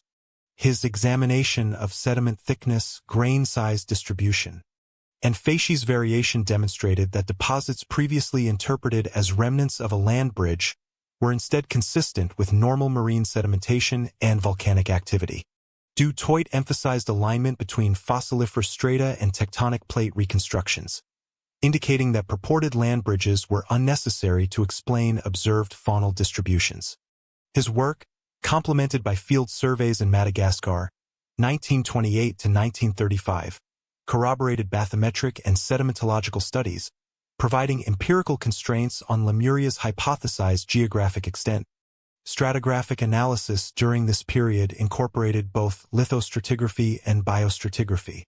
Radiometric dating of basalt flows in the Mascarene Islands, particularly Réunion and Mauritius, established formation ages between 3 and 12 million years, post-dating the dispersion of tertiary lemurs and contradicting continuous continental exposure models.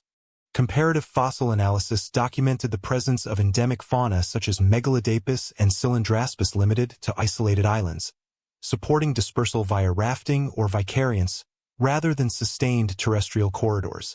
Sediment cores collected from the Mascarene Plateau and the Seychelles Bank demonstrated episodic subsidence and carbonate accumulation, further undermining arguments for a contiguous, emergent landmass. These data were systematically tabulated, cross-referenced with lithological profiles, and incorporated into diagrams illustrating seafloor stratigraphy relative to continental margins.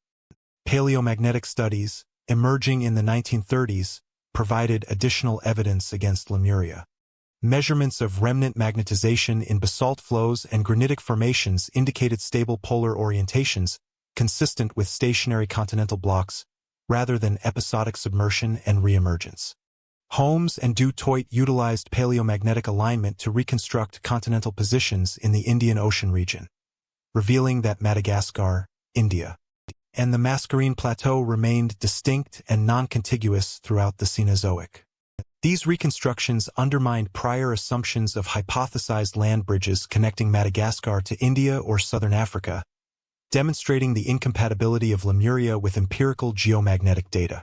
The integration of paleomagnetic evidence with stratigraphy and radiometric dating provided a multidimensional approach to evaluating sunken continent hypotheses, reinforcing skepticism within mainstream geology. Sedimentological observations further constrained the feasibility of a Lemurian landmass. Core samples obtained from the Seychelles and Mascarene ridges indicated deep water deposition characterized by pelagic clays, nanofossil assemblages, and turbidite sequences, with no evidence of subaerial weathering or prolonged terrestrial exposure. Grain size distribution and mineralogical composition were consistent with distal continental sedimentation rather than erosion from emergent crust.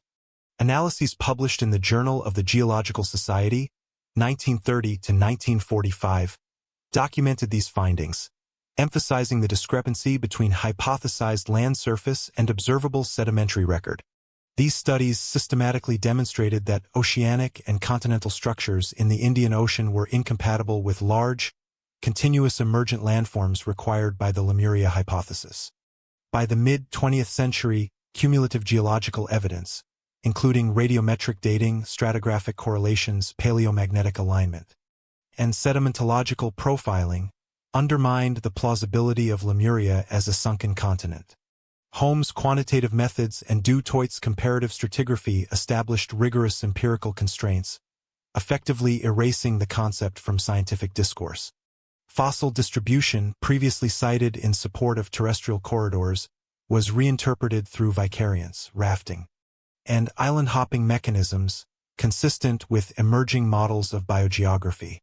Geological reassessment thus marked a methodological transition, integrating quantitative and field-based observations to evaluate prior speculative hypotheses, and laying the foundation for subsequent interwar oceanographic and paleoclimatological studies that would further constrain notions of hypothetical land bridges. During the interwar and immediate postwar periods, oceanographic and paleoclimatic research provided independent empirical constraints on the Lemuria hypothesis. Systematic bathymetric surveys conducted by the British Admiralty, 1925 to 1935, and the United States Coast and Geodetic Survey, 1930 to 1940, employed echo-sounding and triangulation methods to map the Indian Ocean floor with unprecedented precision.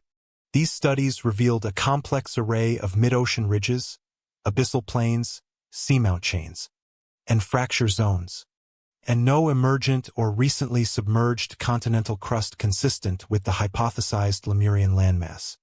Depth profiles of the Mascarene Plateau, Seychelles Bank, and Chagos-Laccadive Ridge indicated relatively shallow submerged features insufficient in area or elevation to sustain terrestrial ecosystems or support continuous human and primate migration, contradicting assumptions derived from 19th-century paleogeographical speculation.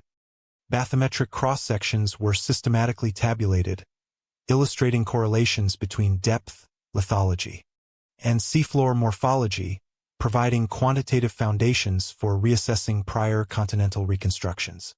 Tectonic analysis further undermined the Lemuria hypothesis.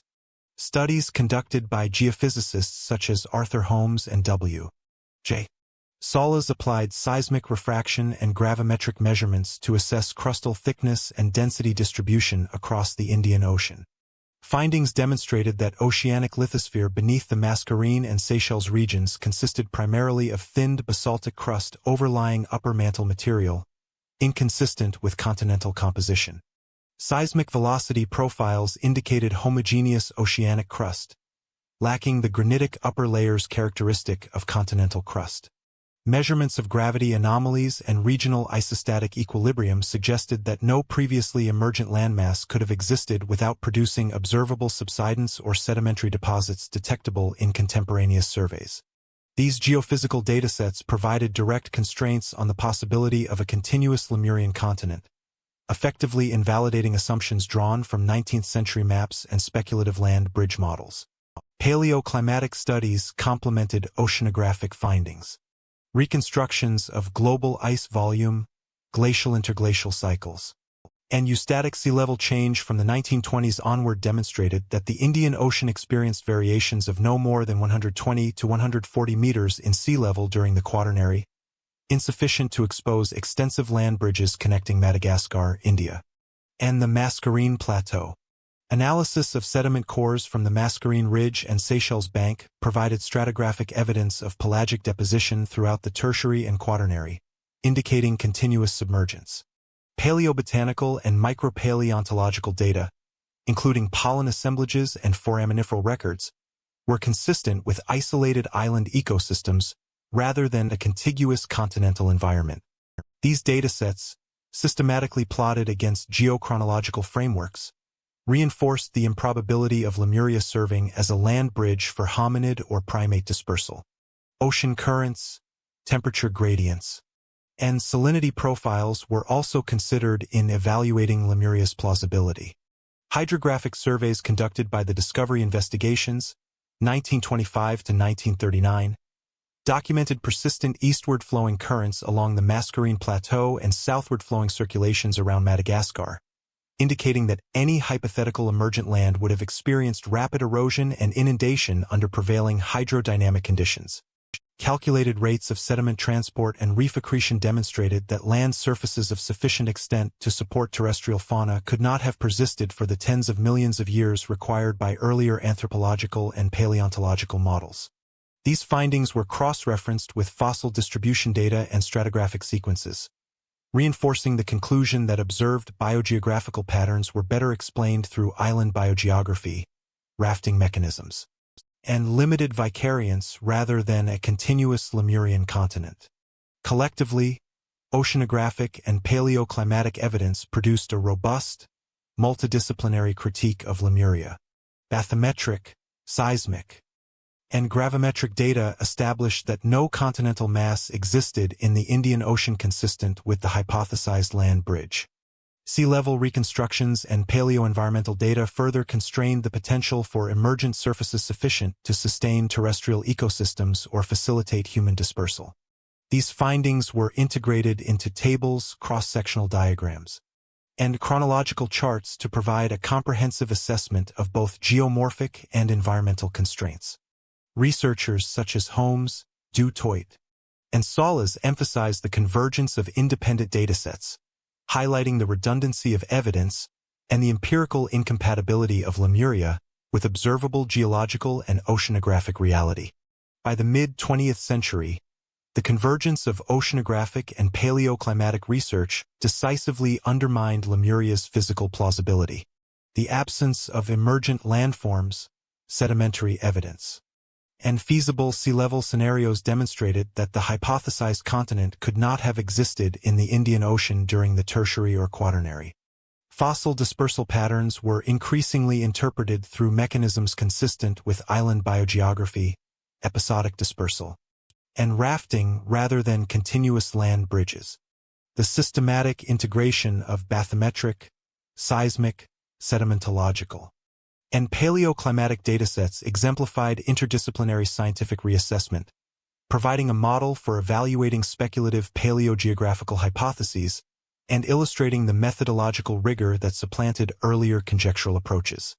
These conclusions directly contributed to the decline of Lemuria as a credible scientific hypothesis, while retaining its presence in cultural, spiritualist, while literary contexts. By the 1940s, the cumulative evidence from geology, oceanography, paleoclimatology, and stratigraphy resulted in the systematic rejection of Lemuria as a scientifically plausible continent. Peer-reviewed publications in leading journals such as Nature Geological Magazine and Journal of the Geological Society of London ceased to reference Lemuria as a credible landmass. Articles that previously engaged with the hypothesis, including critiques by Holmes, 1920, 1944, Du Toit, 1937, and Solis, 1938, became definitive benchmarks for the obsolescence of the concept in academic discourse.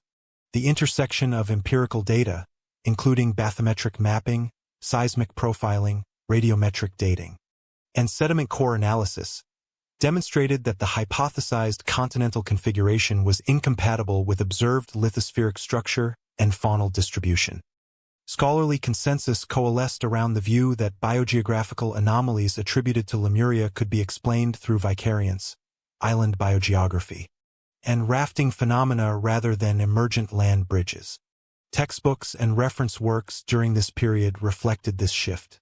The 1947 edition of Principles of Geology by Holmes removed previous mentions of submerged continental speculation, while the Cambridge History of the Earth, 1948, explicitly categorized Lemuria within historical and speculative contexts, noting its prominence in 19th-century scientific and occult literature, but asserting its incompatibility with mid-20th century empirical evidence.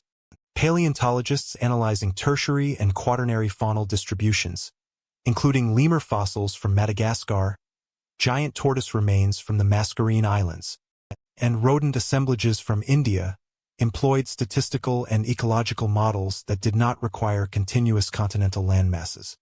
Analyses published in Paleogeography, Paleoclimatology, Paleoecology, 1942 to 1949, demonstrated that observed dispersal patterns were consistent with episodic island colonization and limited terrestrial corridors, eliminating the explanatory necessity of Lemuria.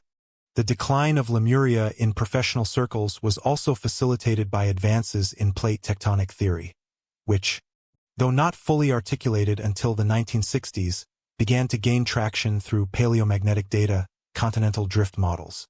Though comparative lithology, the recognition that continents moved as coherent lithospheric blocks, coupled with the observation that oceanic crust could not submerge and re-emerge without producing detectable geological anomalies, undermined the plausibility of any large, hypothesized sunken landmass. Scholars increasingly interpreted Lemuria as a historically contingent scientific artifact rather than a viable geophysical reality. Archival correspondence from the Geological Society of London, 1935 to 1945, documents internal consensus that references to Lemuria should be confined to historical, speculative, or mythic discussions rather than empirical investigation. Academic publications during this period reflect the systematic marginalization of Lemuria. Journal articles evaluating fossil dispersal in the Indian Ocean, including studies of Megalodapus and Cylindraspis, explicitly modeled species migration using oceanic currents, island stepping stone scenarios, and rafting mechanisms. Papers published in the Proceedings of the Linnean Society, 1940 to 1947, detailed comparative anatomy and stratigraphy without invoking submerged continental connections. Similarly, geological surveys of Madagascar, the Mascarene Plateau, and the Seychelles documented continuous oceanic crust, sediment accumulation, and paleobathymetric data incompatible with extensive emergent land surfaces.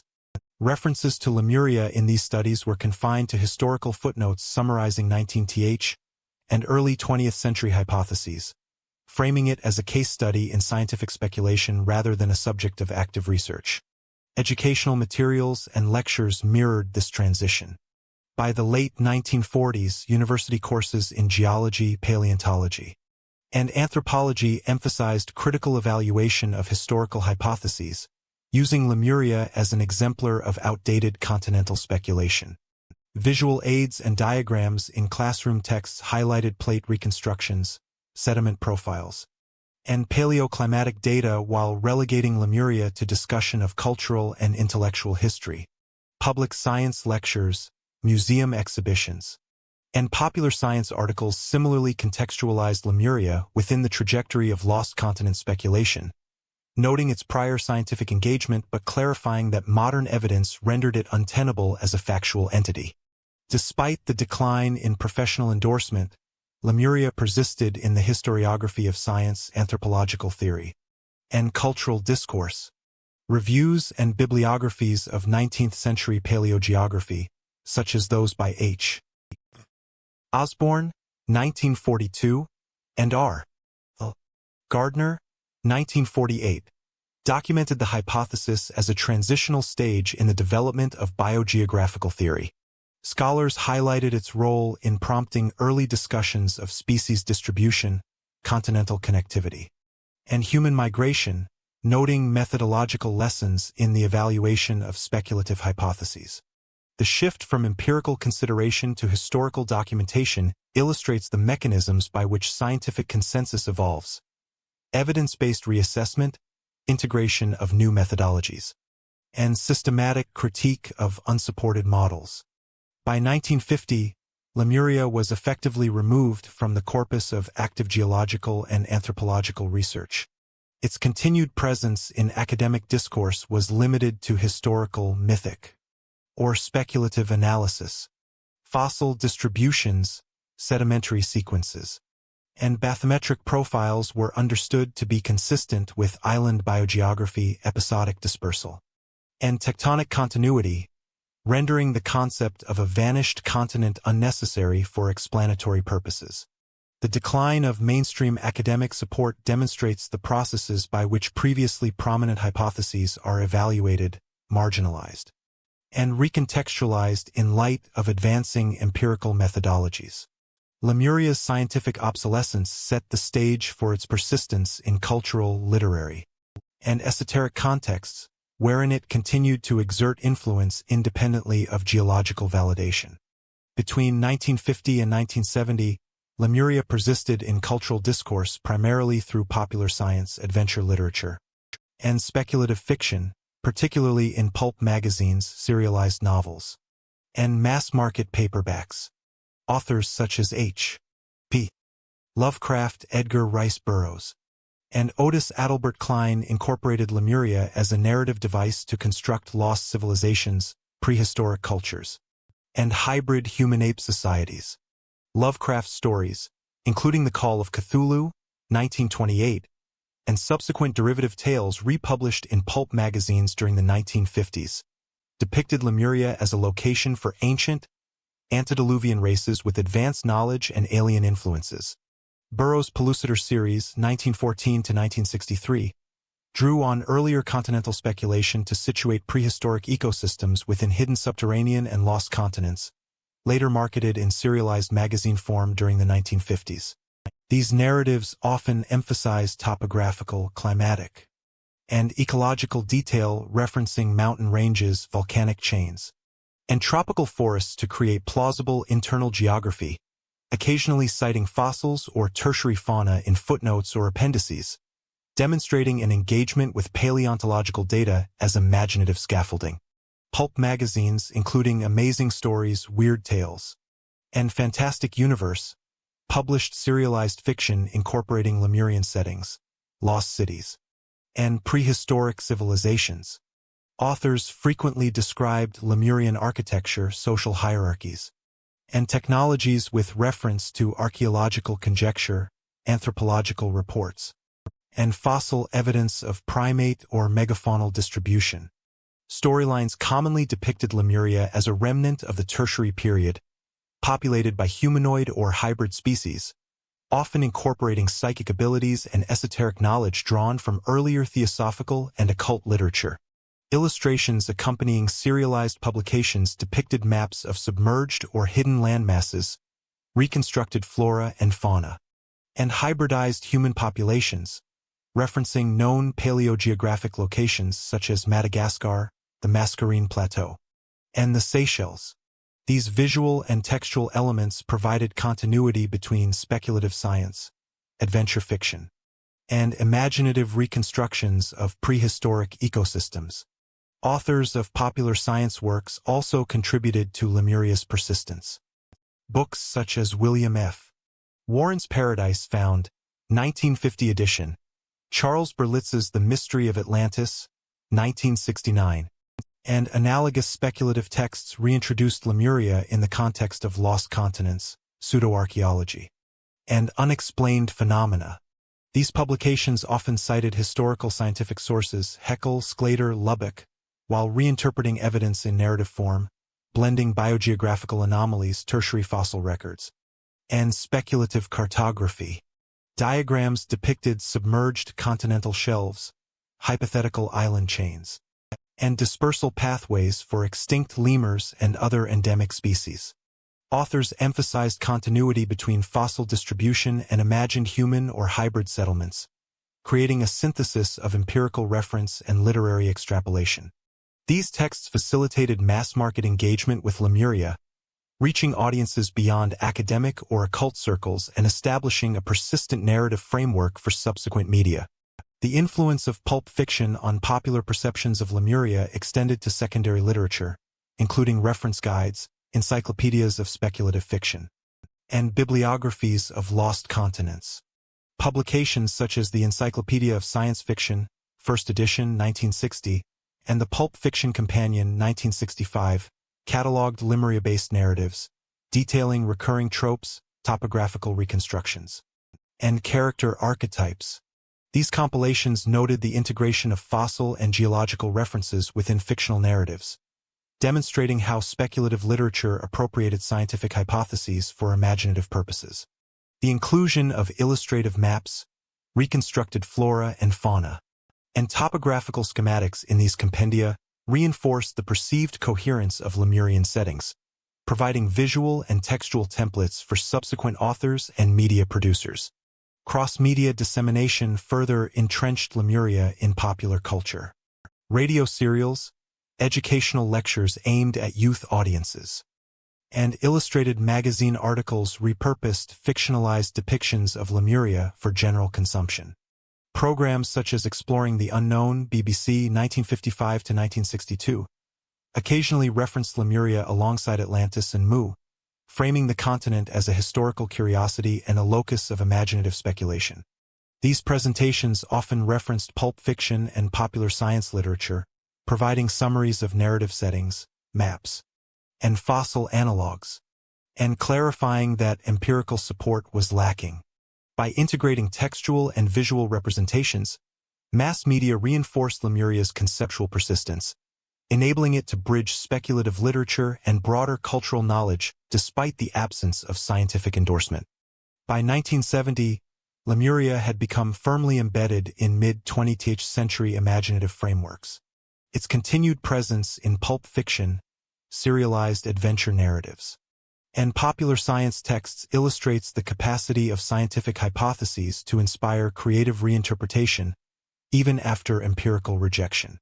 The continent served as a locus for exploration of prehistoric life, lost civilizations, and hybridized species, drawing selectively on fossil evidence, biogeography, and cartography to provide narrative plausibility.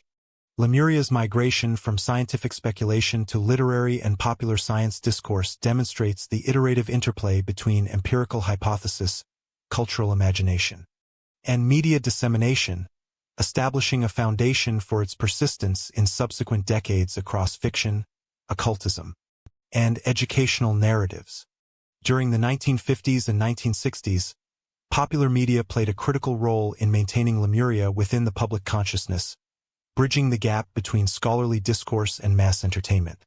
Periodicals such as Amazing Stories, Weird Tales, and Fate magazine published serialized narratives, feature articles, and illustrated maps that referenced Lemuria alongside other lost continents, including Atlantis and Mu. Articles frequently blended factual scientific discussion, summaries of fossil distributions, paleogeographical data, and paleoclimatic reconstructions with imaginative speculation about emergent landscapes, advanced civilizations, and prehistoric cultures. Illustrations included reconstructions of Lemurian terrain, coastal morphology, and faunal assemblages, often citing primary sources such as Haeckel, 1868, Sclater, 1864, and early 20th century paleontologists to lend pseudo-empirical credibility. Readers were presented with tables of purported fossil evidence, comparative anatomical charts, and simplified maps of hypothesized land bridges, all adapted from prior scientific literature, but presented in an accessible, visually compelling format. Early television documentaries contributed to the dissemination of Lemuria by incorporating narrative dramatization with scientific commentary.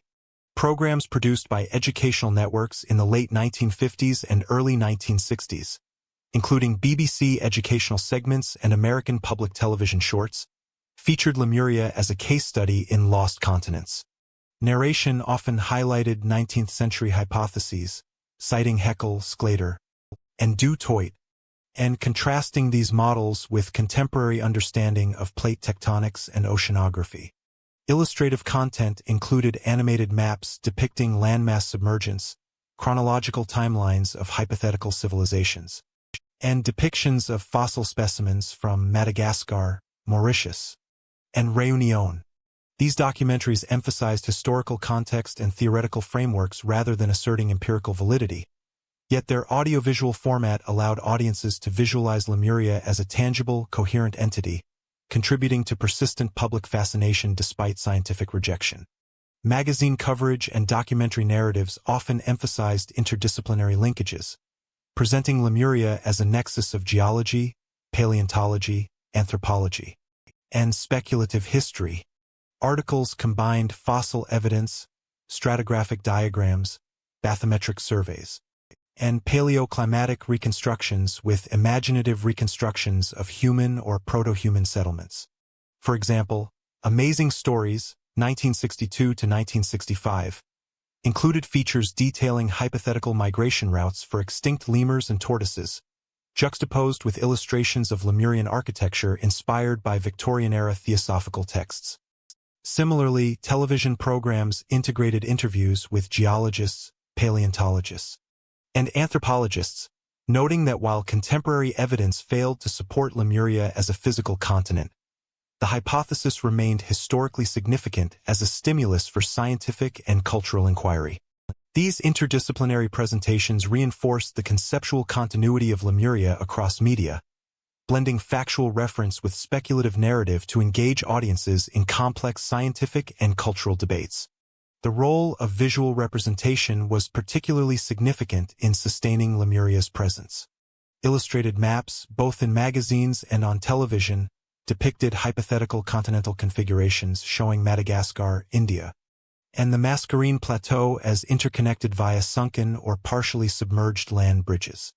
Maps often included elevation profiles, fossil discovery sites, and hypothesized migration pathways, providing viewers with a visually coherent model of a continent that had no physical basis. Photographs of fossil specimens and stratigraphic sections were annotated to suggest connections to broader biogeographical patterns, reinforcing narrative plausibility. This integration of imagery and data exemplified the capacity of mass media to translate archival and scientific information into accessible formats, enabling Lemuria to persist in the public imagination even after its rejection by the scientific community. Public engagement with Lemuria via mass media extended beyond literary and audiovisual formats. Reader correspondence in magazines, letters to program producers, and published opinion surveys indicate sustained interest in lost continent speculation. Popular science journals, such as Science Illustrated and Popular Mechanics, occasionally ran features situating Lemuria within the historical evolution of geological and anthropological thought, presenting diagrams of tertiary and quaternary strata alongside narrative reconstructions of Lemurian civilizations. By framing the discussion within educational and entertainment contexts, these publications maintained Lemuria as a subject of curiosity and debate, reinforcing its visibility without asserting scientific legitimacy. Surveyed readership statistics from Amazing Stories, 1958 to 1965, show high engagement with lost continent features, indicating the effective role of media in sustaining collective awareness. By 1970, mass media had solidified Lemuria as a persistent cultural artifact. The continent existed primarily in visual and narrative form, bridging early scientific speculation, pulp literature, and educational programming. While empirical research had definitively discredited Lemuria as a geological entity, popular media ensured its continued presence in public imagination, facilitating subsequent reinterpretations in literature, occult thought, and speculative archaeology. The dissemination of maps, illustrations, and documentary content highlights the mechanisms by which pseudoscientific hypotheses achieve cultural persistence, demonstrating that empirical rejection does not necessarily equate to societal disappearance. This stage of Lemuria's transmission sets the stage for its later integration into archaeological misinterpretations and fringe scholarship, where speculative narratives would intersect with evolving understandings of prehistoric human settlement and lost civilizations. During the 1950s and 1960s, claims regarding Lemuria were reinforced by misinterpretation of archaeological, paleontological, and megalithic evidence in Asia-Pacific regions. Explorers, amateur archaeologists, and some early professional researchers occasionally attributed isolated ruins, stone structures, and unusual fossil assemblages to a hypothetical Lemurian civilization. In Madagascar, for instance, the identification of megalithic tombs, particularly in the Antananarivo region, was sometimes presented in popular literature as remnants of a pre-Atlantean Lemurian society, with inferred architectural sophistication extrapolated from the arrangement and scale of stone slabs. Similarly, megalithic sites in the Andaman Islands and parts of Indonesia were occasionally cited in pulp magazines and speculative texts as evidence of Lemurian engineering, despite chronological inconsistencies and lack of supporting stratigraphic or radiometric data. Fossil discoveries were also selectively interpreted to fit Lemurian narratives. subfossil remains of Megalodapus, Plesiorictorapus, and extinct giant tortoises were occasionally depicted as evidence of human or proto-human activity, despite established paleontological consensus dating these specimens to periods preceding any known complex human settlement in the region. Illustrators and writers in magazines such as Amazing Stories and Fate paired fossil illustrations with imagined depictions of Lemurian societies, creating a visual conflation between empirical paleontology and narrative reconstruction. Published correspondences and editorials from the 1950s show that these associations were largely speculative, yet they were rarely corrected in mass-market media, reinforcing the perception of archaeological credibility. Misread artifacts were not limited to Madagascar and the Andaman Islands. In Indonesia, Neolithic and early Bronze Age stone tools and pottery fragments excavated in Sulawesi and Flores were occasionally attributed to Lemurian settlers in popular accounts. Reports emphasized morphological similarities with artifacts found in Madagascar, India, and the Mascarene Islands, implying transoceanic connections. However, stratigraphic analysis and radiocarbon dating, particularly studies published in Indonesian Archaeology Review, 1955–1965, established these artifacts as products of localized cultural evolution, independent of any lost continent. Despite scholarly clarification, speculative reinterpretations persisted in popular and fringe publications, sustaining the Lemuria narrative. Professional archaeological and anthropological communities increasingly debunked such claims.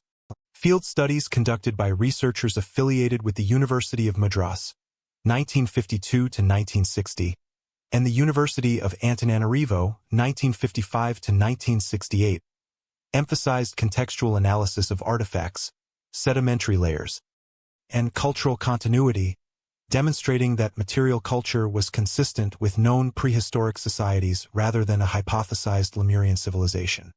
Comparative analyses of lithic typology, ceramic design, and burial practices confirmed regional development independent of speculative continental connections. Peer-reviewed publications in journals such as Asian Perspectives and Man systematically addressed misattributions, clarifying the chronological and cultural parameters of the archaeological record. Despite academic refutation, misinterpretation persisted in non-peer-reviewed literature and popular compilations. Works such as Charles Berlitz's Lost Worlds of the Pacific, 1966, and William Scott Elliott's revised editions of The Story of Atlantis, 1950s reprints, cited early misreadings of ruins and fossils, presenting them as evidence of Lemuria's historical reality. These texts often included reconstructed maps and illustrative diagrams of sites, annotating them with speculative dates and hypothetical population estimates. By blending empirical data with narrative reconstruction, these publications reinforced a mythic and quasi-historical image of Lemuria, blurring distinctions between verified archaeology and imaginative hypothesis. Correspondences published in Fate magazine, 1962–1967, document sustained reader interest, indicating that misinterpreted artifacts functioned as persuasive material in constructing a culturally coherent Lemurian narrative. In summary, early archaeological misinterpretations served to reinforce the persistence of Lemuria in cultural and speculative frameworks. Misattributed ruins, fossil assemblages, and megalithic constructions were frequently incorporated into popular literature and magazines, providing tangible anchors for an otherwise scientifically discredited hypothesis. Scholarly intervention clarified chronological and cultural inconsistencies, yet popular and fringe accounts selectively emphasized anomalies to maintain narrative continuity. These instances illustrate the interface between misinterpretation, mythology, and archaeology, demonstrating how empirical data can be repurposed to sustain pseudo-historical narratives. The persistence of such claims set the stage for Lemuria's integration into pseudo-archaeology and New Age thought during the latter half of the 20th century, where selective evidence and imaginative reconstruction continued to shape its mythic profile. Between 1970 and 1990, Lemuria experienced a revival in pseudo-archaeological literature and New Age spiritual frameworks, independent of empirical validation. Authors such as James Churchward, particularly in his Lost Continent of Mu series, 1926, revised editions 1970s, presented Lemuria as the source of a technologically and spiritually advanced civilization predating known historical cultures. Churchward claimed to have deciphered Nagamaya tablets, which he asserted recorded the history of a continent spanning the Indian and Pacific Oceans. He described Lemurian society as possessing advanced architectural knowledge, metallurgical techniques, and sophisticated social organization.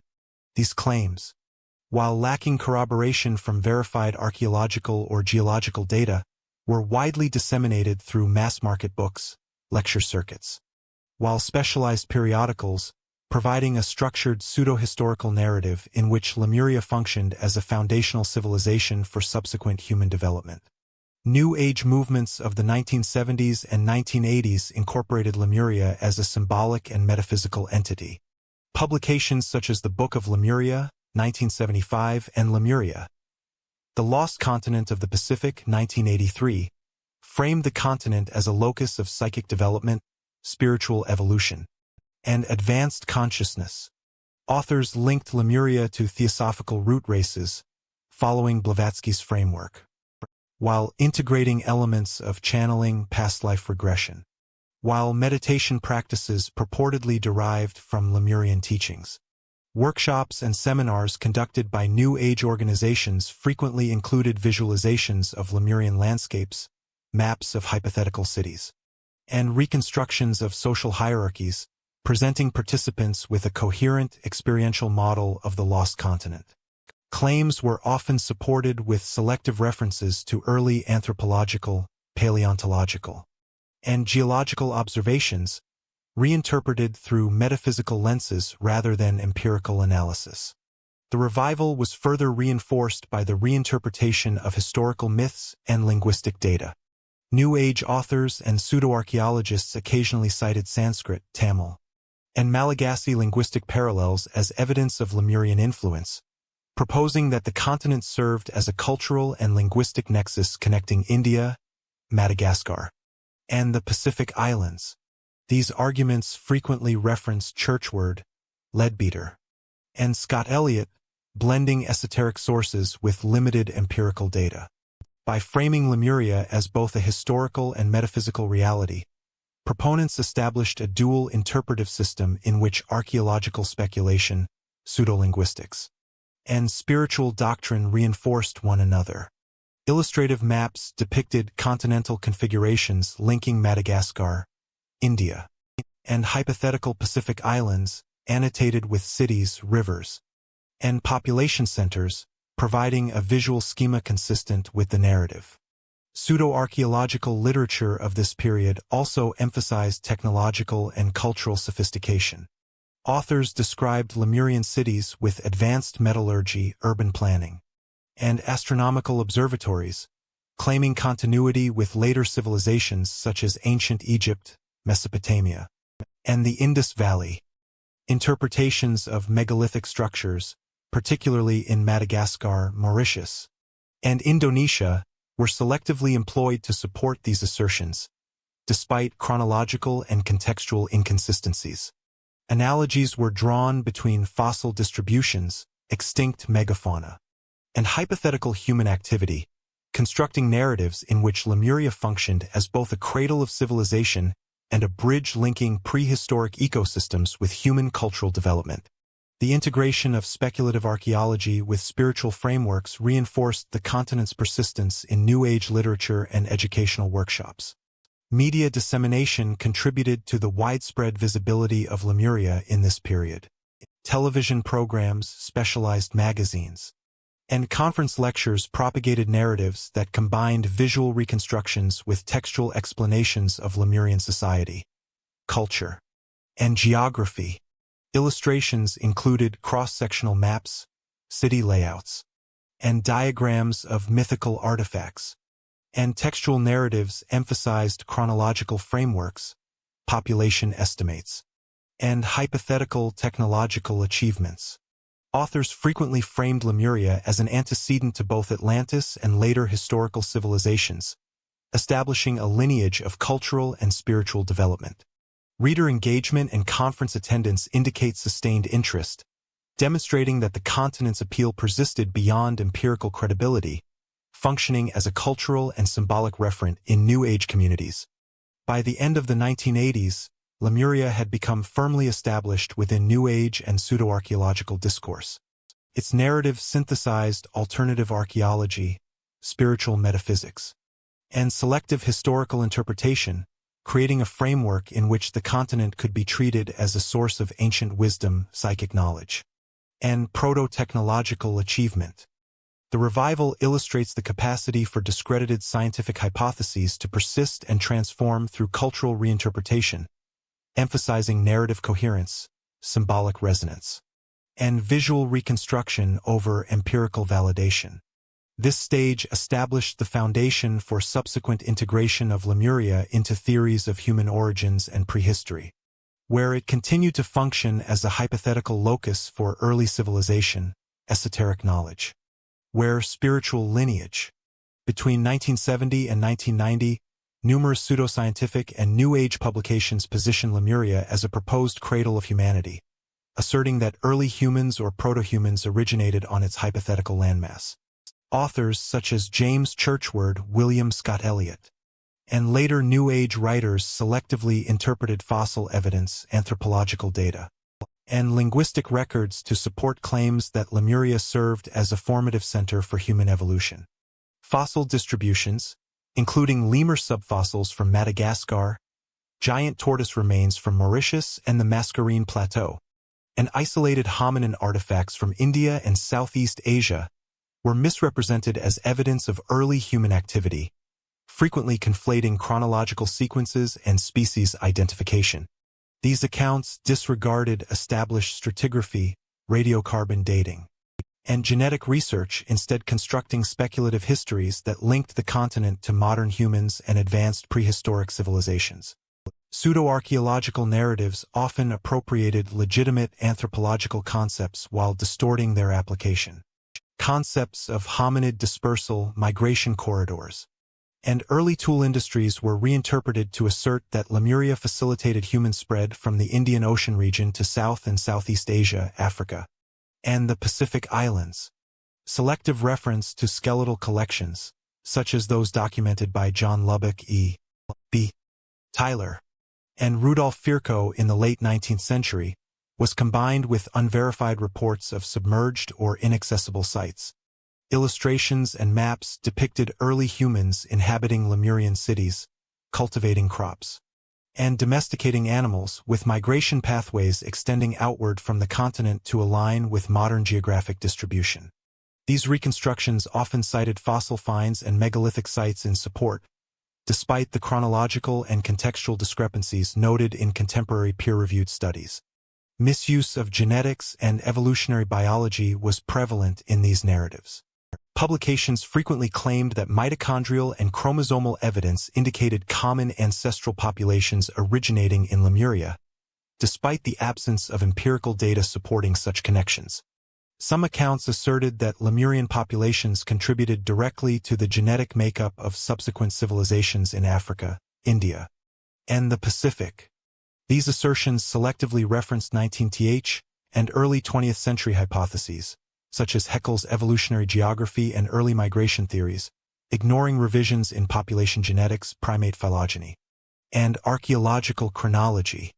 The result was a reconstruction of human origins grounded in a fictional geography, which purported to explain linguistic, cultural, and biological diversity through the centrality of Lemuria.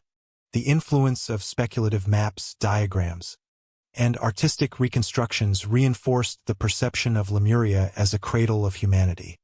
Visual materials often included topographical representations, city layouts, and migration pathways annotated with dates, population estimates, and fossil localities. Publications such as The Lost Continent of Lemuria, 1975, and Lemuria, Cradle of Mankind, 1982, integrated textual and visual elements, presenting a coherent narrative framework that appeared empirically grounded to the lay audience. By merging selective references to fossils, megaliths, and cultural artifacts with imaginative reconstruction, these works provided a pseudo-historical scaffolding that linked the continent directly to the emergence of humans and the development of early civilizations. Despite their popularity in New Age and speculative literature, these interpretations were widely dismissed by mainstream anthropology, archaeology, and genetics. Peer-reviewed studies published in journals such as Current Anthropology, 1975 to 1985, American Journal of Physical Anthropology, 1970 to 1990, and Journal of Human Evolution, 1975 to 1990, demonstrated that human evolutionary origins were concentrated in Africa, with hominid dispersals into Asia and the Pacific occurring independently and chronologically later than claimed in Lemuria-based narratives. Stratigraphic and radiometric analyses confirmed that purported Lemurian artifacts and fossil associations were either misdated, misidentified, or contextually unrelated to human activity. Scholarly critiques systematically exposed methodological flaws, selective evidence use, and chronological inconsistencies, highlighting the speculative and imaginative nature of these reconstructions. The persistence of Lemuria in human origins discourse illustrates the broader tension between empirical science and narrative-driven speculation. While conventional anthropology, genetics, and archaeology emphasized chronological, stratigraphic, and phylogenetic evidence, pseudo-archaeological and New Age accounts prioritized coherence of story, symbolic resonance, and continuity with earlier speculative literature. By situating humanity's earliest development on Lemuria, authors created a conceptual locus that explained geographic distribution, cultural evolution, and spiritual lineage within a single framework. This interpretive strategy reinforced the continent's role in popular imagination and set the stage for further dissemination through mass media, documentaries, and global popular culture, perpetuating the notion of a lost cradle of human civilization despite universal scientific rejection. By the end of the 1980s, Lemuria's depiction as a cradle of humanity had become a central motif within New Age pseudo-archaeological and speculative frameworks. Claims of early human origins tied to the continent were presented in books, lectures, magazines, and audiovisual media, providing coherent narrative continuity with prior pulp fiction, occult integration, and misinterpreted archaeological evidence. While rejected by empirical science, these frameworks established Lemuria as a persistent cultural and pseudo-historical referent, bridging human evolutionary theories, imaginative reconstruction, and symbolic mythology. The stage was set for the final wave of mass media proliferation, wherein Lemuria's narrative was further entrenched in global consciousness through documentaries, television programming, and educational publications. From the 1970s through the 1990s, Lemuria was disseminated widely through television programs, popular magazines, and documentary-style publications, solidifying its presence in public consciousness despite rejection by mainstream scientific communities. Educational and entertainment channels, including PBS, BBC, and National Geographic specials, occasionally incorporated segments on lost continents, presenting Lemuria alongside Atlantis and Mu. These programs combined archival references to 19th and early 20th century hypotheses with dramatized reconstructions of Lemurian cities, landscapes, and societies. Narration often referenced Haeckel, 1868, Churchward, 1926, 1970s editions, and theosophical sources such as Blavatsky, 1888, blending historical scholarship, pseudo-archaeological claims, and imaginative illustration. Visual materials included maps of the Indian Ocean and adjacent Pacific regions depicting hypothetical continental shelves, submerged land bridges, and proposed migration routes for both human and animal populations. By pairing textual exposition with visual reconstruction, these programs reinforced the conceptual plausibility of Lemuria, despite its absence in the empirical record. Print media played a complementary role. Magazines including Fate, Amazing Stories, and Ancient Mysteries published feature articles, serialized essays, and photo-illustrated spreads detailing Lemurian myths. Authors selectively cited fossil finds, megalithic ruins, and stratigraphic anomalies as corroborative evidence, frequently juxtaposing contemporary anthropological research with speculative interpretation. Articles included diagrams of city layouts, urban planning schemes, and artifact reconstructions, creating a visual narrative consistent with textual claims. Published letters from readers indicate substantial engagement, with surveys in Fate magazine, 1978 to 1988, documenting recurring interest in lost continents and associated human origins narratives. These publications framed Lemuria not only as a historical curiosity but also as a locus of adventure, esoteric knowledge, and prehistoric mystery, appealing to a broad readership encompassing enthusiasts of archaeology, fantasy, and spiritual speculation. Television specials often integrated field expeditions, interviews, and illustrative animation.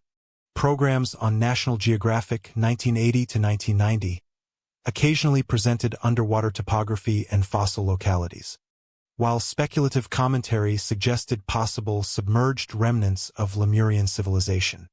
Interviewed commentators included authors, pseudo-archaeologists, and New Age practitioners who described Lemurian architecture, social hierarchies, and technological capacities, while scientific advisors typically emphasized the lack of empirical support.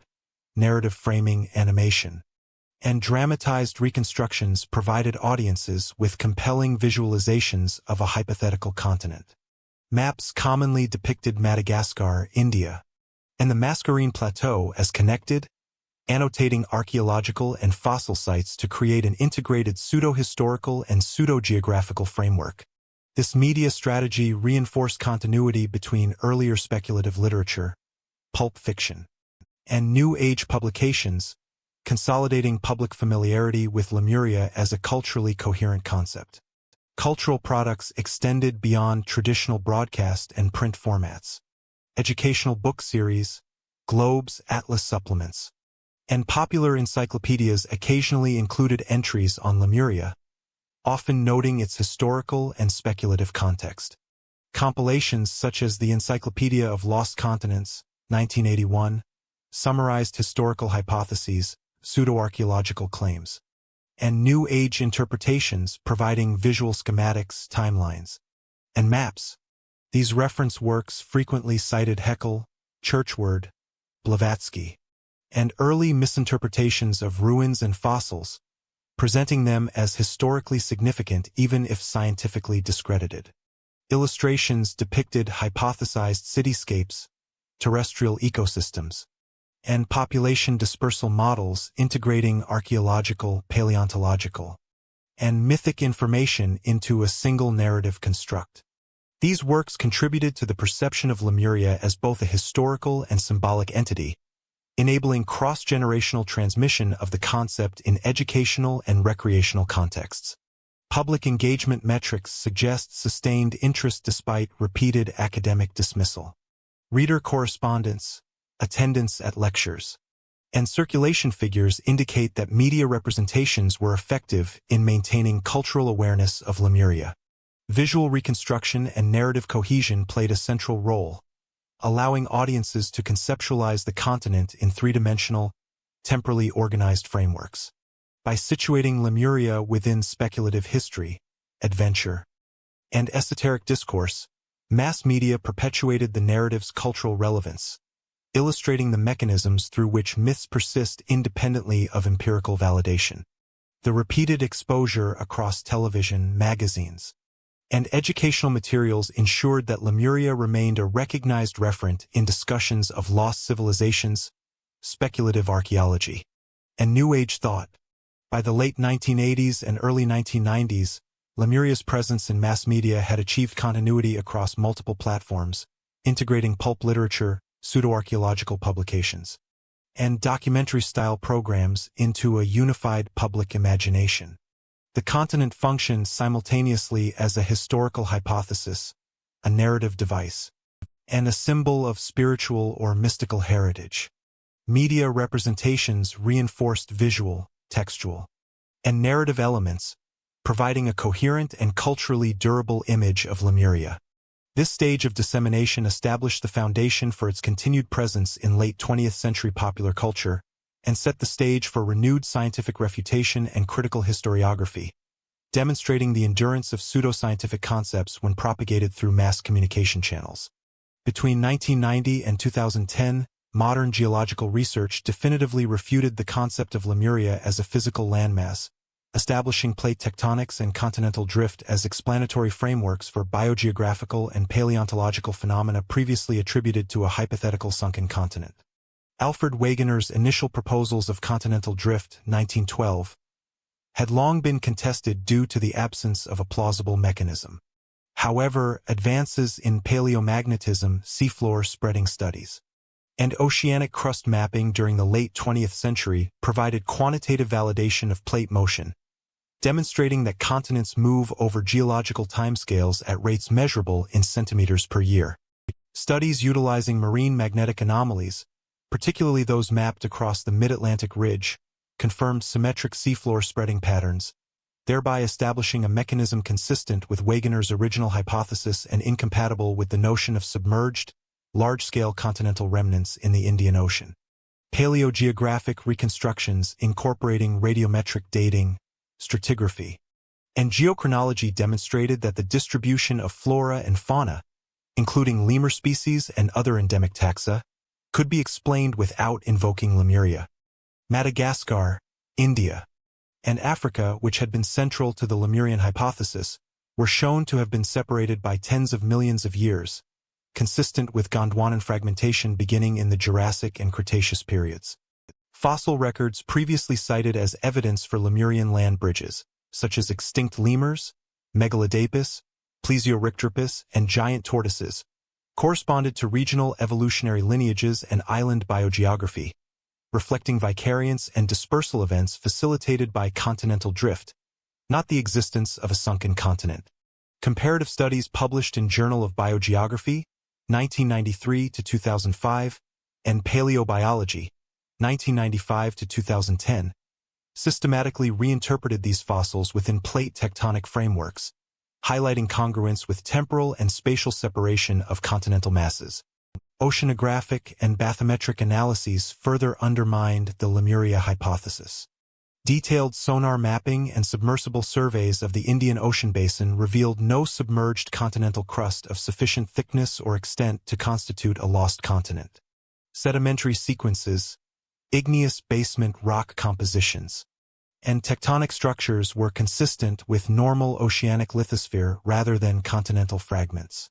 Geophysical studies, including gravity anomaly mapping and seismic refraction profiles, confirmed that the Mascarene Plateau, Seychelles Bank, and other purported Lemurian remnants were composed primarily of volcanic and coral-derived formations, lacking the granitic composition characteristic of continental crust. These data collectively demonstrated that prior interpretations of submerged land as continental in nature were misattributed, reflecting incomplete geological understanding rather than the presence of a lost landmass. Paleomagnetic studies reinforced the reconstruction of continental positions, demonstrating that the Indian subcontinent and Madagascar moved independently during the Mesozoic and Cenozoic eras. Measurements of remnant magnetization in igneous and sedimentary rocks provided quantitative evidence for latitudinal displacement over time, allowing precise modeling of continental drift and seafloor spreading rates. These findings offered an empirically robust explanation for disjunct distributions of fossil taxa, reconciling previously anomalous biogeographical patterns without invoking Lemuria. Publications in Geology, 1992 to 2008, and Earth and Planetary Science Letters, 1995 to 2010, systematically applied paleomagnetic and geochronological data to reconstruct Gondwanan fragmentation, providing a mechanistic understanding absent in earlier hypothetical land bridge models. The integration of plate tectonics into mainstream geology and paleontology resulted in the final academic repudiation of Lemuria as a scientific hypothesis.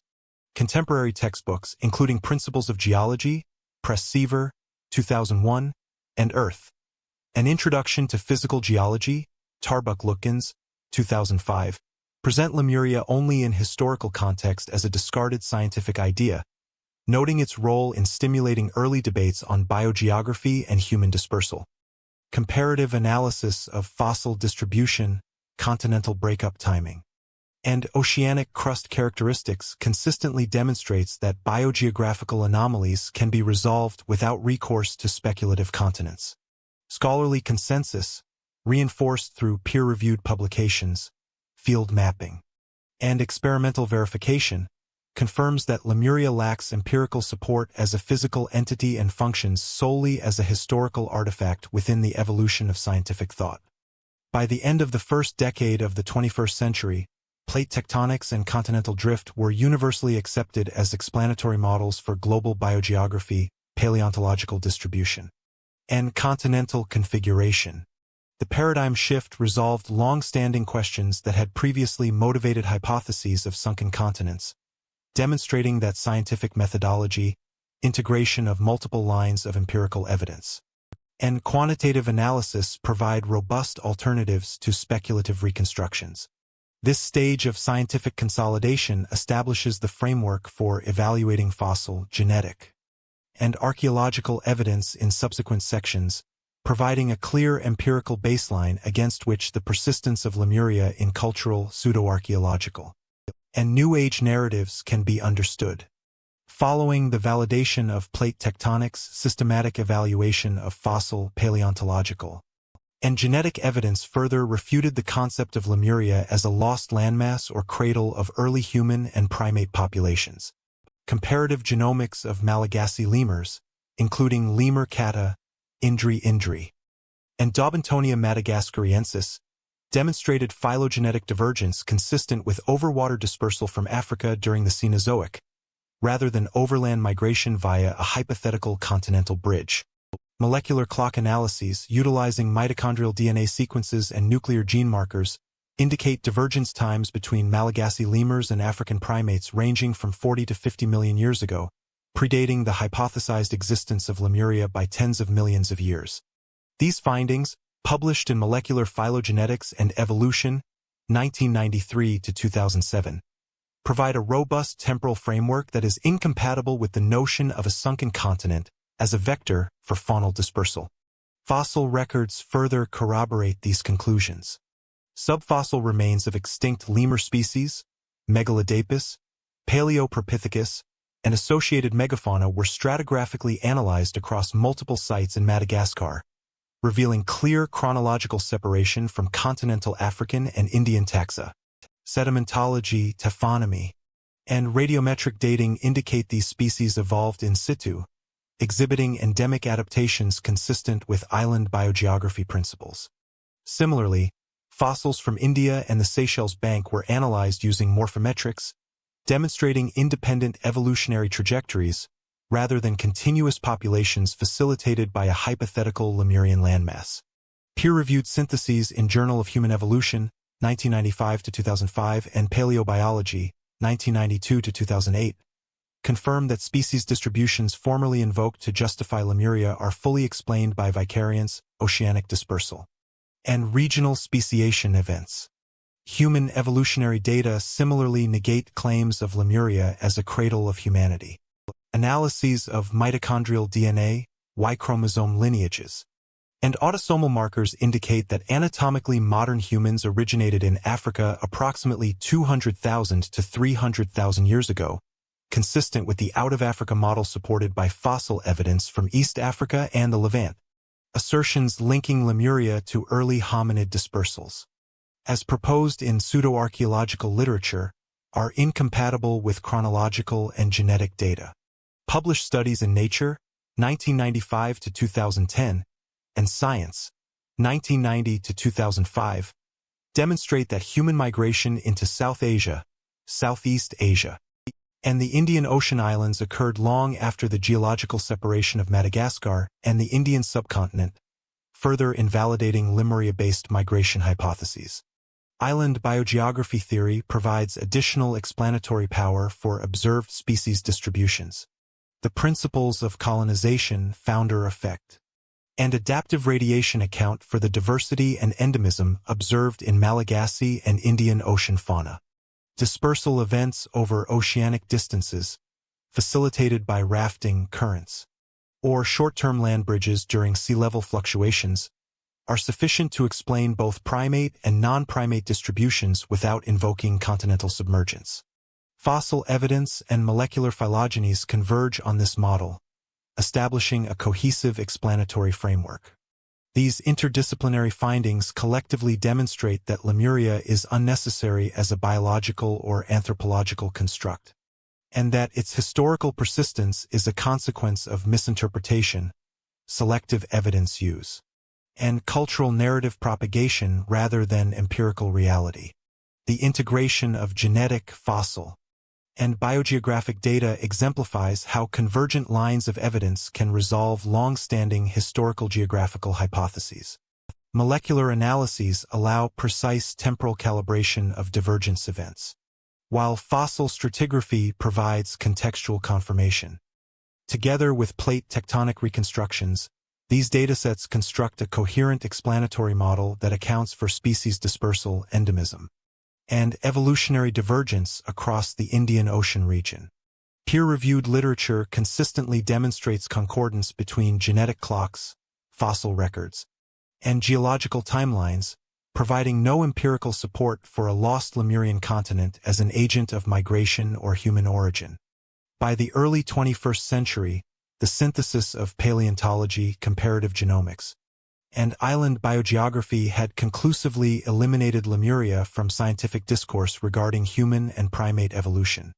Scholarly consensus acknowledges the historical significance of Lemuria only as a conceptual artifact in the evolution of biogeographical and anthropological theory. This stage of interdisciplinary analysis sets the foundation for understanding Lemuria's continued cultural and pseudo-historical legacy, highlighting the divergence between empirical refutation and persistent mythic representation in popular and New Age contexts. Following the conclusive refutation of Lemuria as a geological or anthropological entity, academic discourse shifted toward examining the continent as a cultural and historical phenomenon. Scholars in anthropology, cultural studies, and the history of science analyzed Lemuria's role in shaping scientific speculation, literary imagination, and esoteric frameworks. Publications in History and Anthropology 1992 to 2008 and Journal of the History of Ideas 1995 to 2010 trace the conceptual evolution of Lemuria from a proposed land bridge to a locus of spiritual, mythic, and pseudoscientific narratives. Analysis focused on the social and cognitive mechanisms through which a disproven hypothesis persisted in public imagination and scientific discourse, highlighting its intersections with colonial-era anthropology, early evolutionary theory, and New Age metaphysics. In literary studies, Lemuria has been contextualized as a narrative device in adventure, fantasy, and speculative fiction. Pulp literature, including works by H.P. Lovecraft, 1920s, 1930s, and Edgar Rice Burroughs, 1931, is studied for its incorporation of Lemuria as a lost civilization with prehistoric humans, advanced technology, and esoteric knowledge. Contemporary analyses, such as those published in Extrapolation, 1990 to 2005, note that these narratives adapted pseudoscientific hypotheses, such as Churchward's Mu and Haeckel's evolutionary geography, to construct coherent fictional worlds. Literary scholarship examines the mechanisms by which Lemuria functioned as both a geographical and metaphysical motif, illustrating the blending of empirical discourse, imaginative reconstruction, and myth-making in modern storytelling. Anthropologists have further examined Lemuria's influence on early 20th century ethnography and comparative religion. Theosophical interpretations, beginning with Blavatsky's Secret Doctrine, 1888, positioned Lemuria as the home of the third root race, linking material geography with spiritual evolution.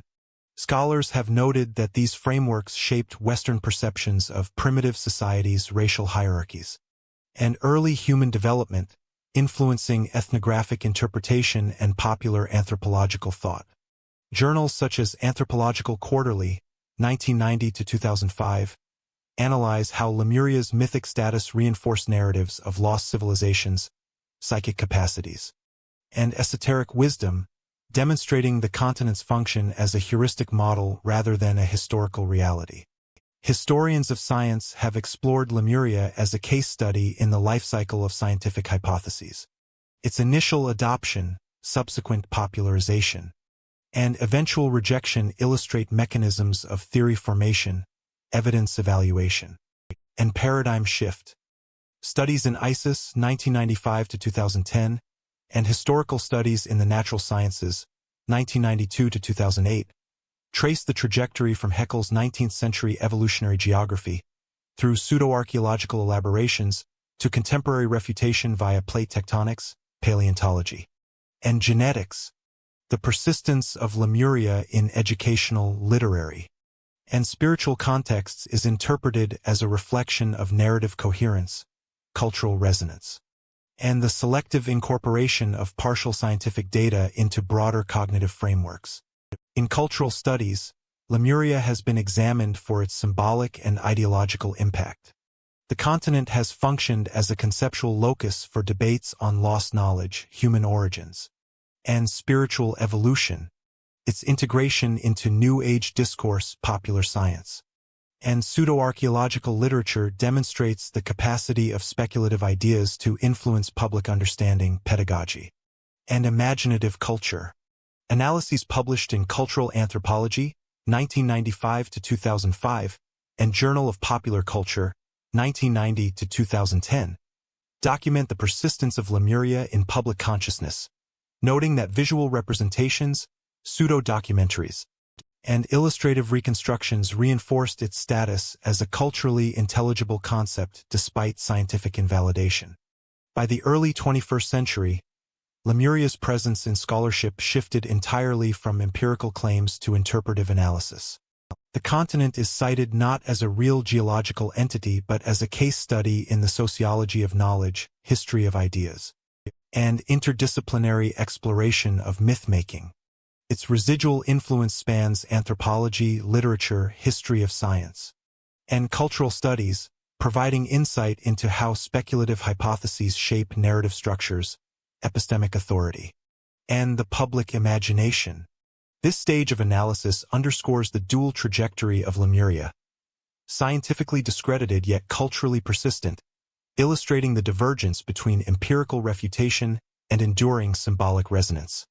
By situating Lemuria within anthropological, literary, and cultural frameworks, scholars highlight its function as a lens through which human imagination, scientific ambition, and mythic projection intersect. The continued study of Lemuria demonstrates that disproven concepts retain significance in understanding intellectual history, popular culture, and the dynamics of scientific reception.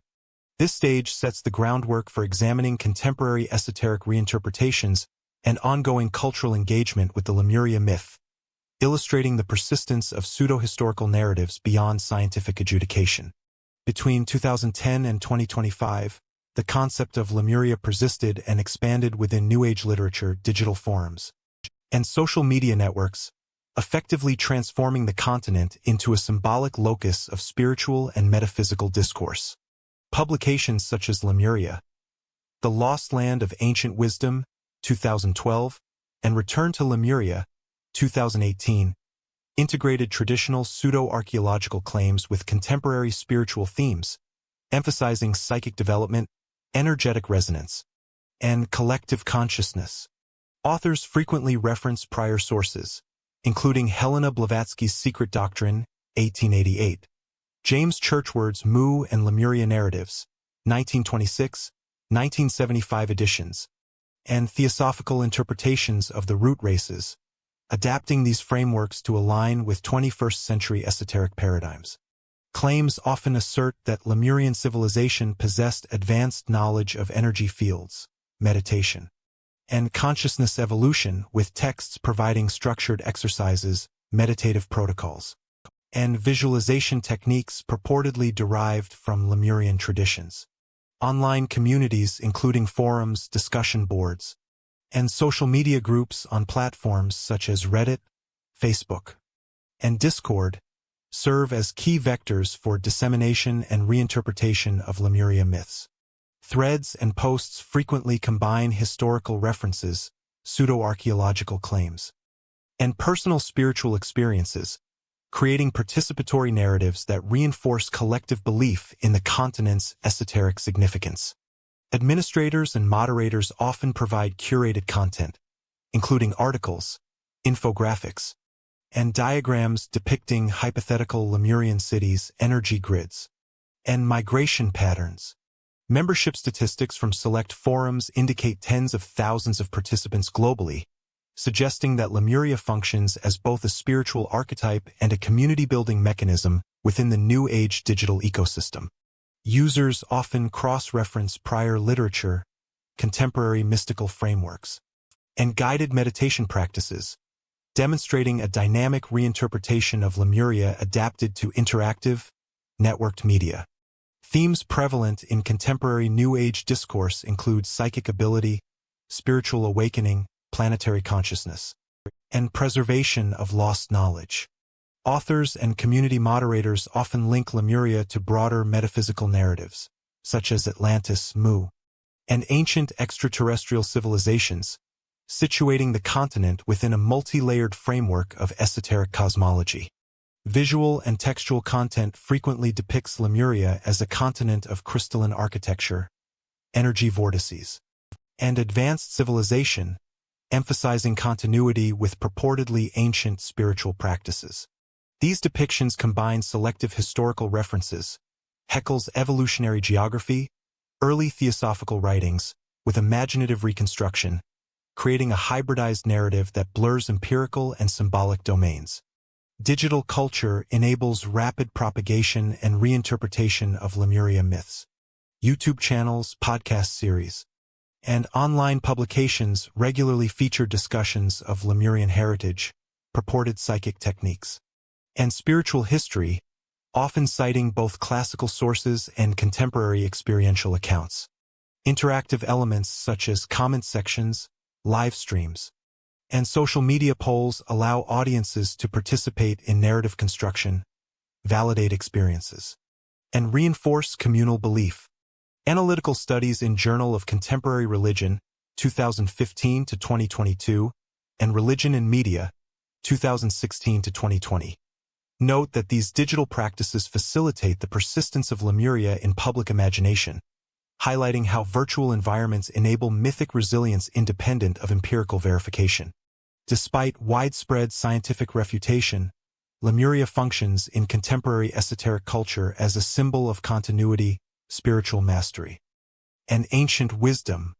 New Age literature and online platforms selectively incorporate historical, pseudo-archaeological, and theosophical material to construct coherent narratives accessible to a global audience. These narratives provide structured cosmologies, moral frameworks, and spiritual exercises, integrating personal experience with collective myth-making. The adaptation of Lemuria to digital culture illustrates the ongoing capacity of speculative ideas to evolve, persist, and acquire new functional significance within contemporary epistemic and cultural systems. By 2025, Lemuria had become firmly established in New Age discourse, not as a historical or geological reality but as a conceptual and symbolic reference point.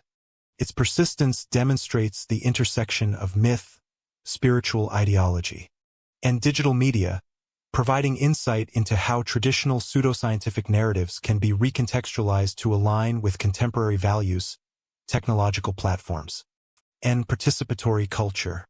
This stage of analysis lays the foundation for examining organized pseudoscientific conferences, publications, and transnational communities that reinforce Lemuria's role in modern esoteric thought, highlighting the continuing interplay between cultural imagination and pseudo-historical reconstruction. From 2010 through 2025, Lemuria was systematically propagated within organized pseudoscientific frameworks, including international conferences, workshops, and specialized publications. These gatherings, often titled with themes such as Lost Civilizations, Ancient Mysteries, or Earth's Hidden Histories, convened authors, self-described researchers, and enthusiasts to present claims regarding Lemuria alongside Atlantis, Mu, ancient aliens, and other speculative histories. Event programs frequently included panel discussions on alleged archaeological sites, reinterpretations of fossil records, and metaphysical interpretations of spiritual evolution. Presenters routinely cited discredited sources, including Blavatsky's Secret Doctrine, 1888, Churchward's The Lost Continent of Mu, 1926, and pseudo-archaeological reinterpretations of megalithic structures, yet structured their presentations to mimic academic conferences with formal schedules, keynote addresses, and peer commentary. Print and digital publications associated with these gatherings function as de facto journals within the pseudoscientific network. Periodicals such as Ancient Skies, Mysteries of the Past, and Lost Civilizations Review feature articles with footnotes, bibliographies, and diagrams, often combining historical reference with speculative narrative. Common content includes reconstructed maps of hypothetical Lemurian cities, diagrams of energetic networks, and proposed migration or trade routes linking Lemuria to known ancient civilizations. Authors frequently employ formalized language resembling scholarly exposition, utilizing citations, geological terminology, and anthropological references to convey credibility. Analysis in Skeptical Inquirer, 2012 to 2020 notes that while these sources systematically borrow academic structures, they selectively interpret evidence to reinforce pre-existing narratives, maintaining stylistic legitimacy while lacking empirical verification. International conferences held in North America, Europe, and Australia facilitated transnational circulation of Lemuria-related narratives. Presentations often included interdisciplinary framing, juxtaposing pseudo-archaeology, comparative mythology, spiritual practice, and esoteric philosophy. Workshops provided hands-on instruction in meditation, energy work, or esoteric visualization, linking experiential practice to hypothetical Lemurian knowledge systems. Online archives and recorded sessions, hosted via platforms such as YouTube, Vimeo, and institutional websites, enabled global participation, reinforcing continuity across time and geography. Participant surveys indicate sustained engagement and belief reinforcement, with a feedback loop between publications, presentations, and online discourse fostering a dedicated following despite absence of scientific validation. The rhetorical strategies employed in these forums mirror academic conventions, including the use of specialized terminology, historical chronology, and citation of prior pseudoscientific literature.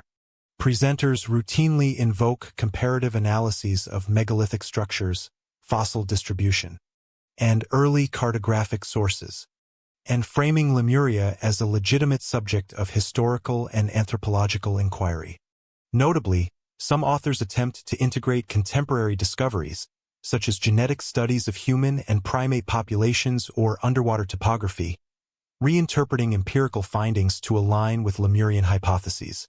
These practices exemplify institutional mimicry of science, demonstrating how procedural and formal structures can be employed to confer credibility on speculative claims without adherence to methodological rigor or empirical testing.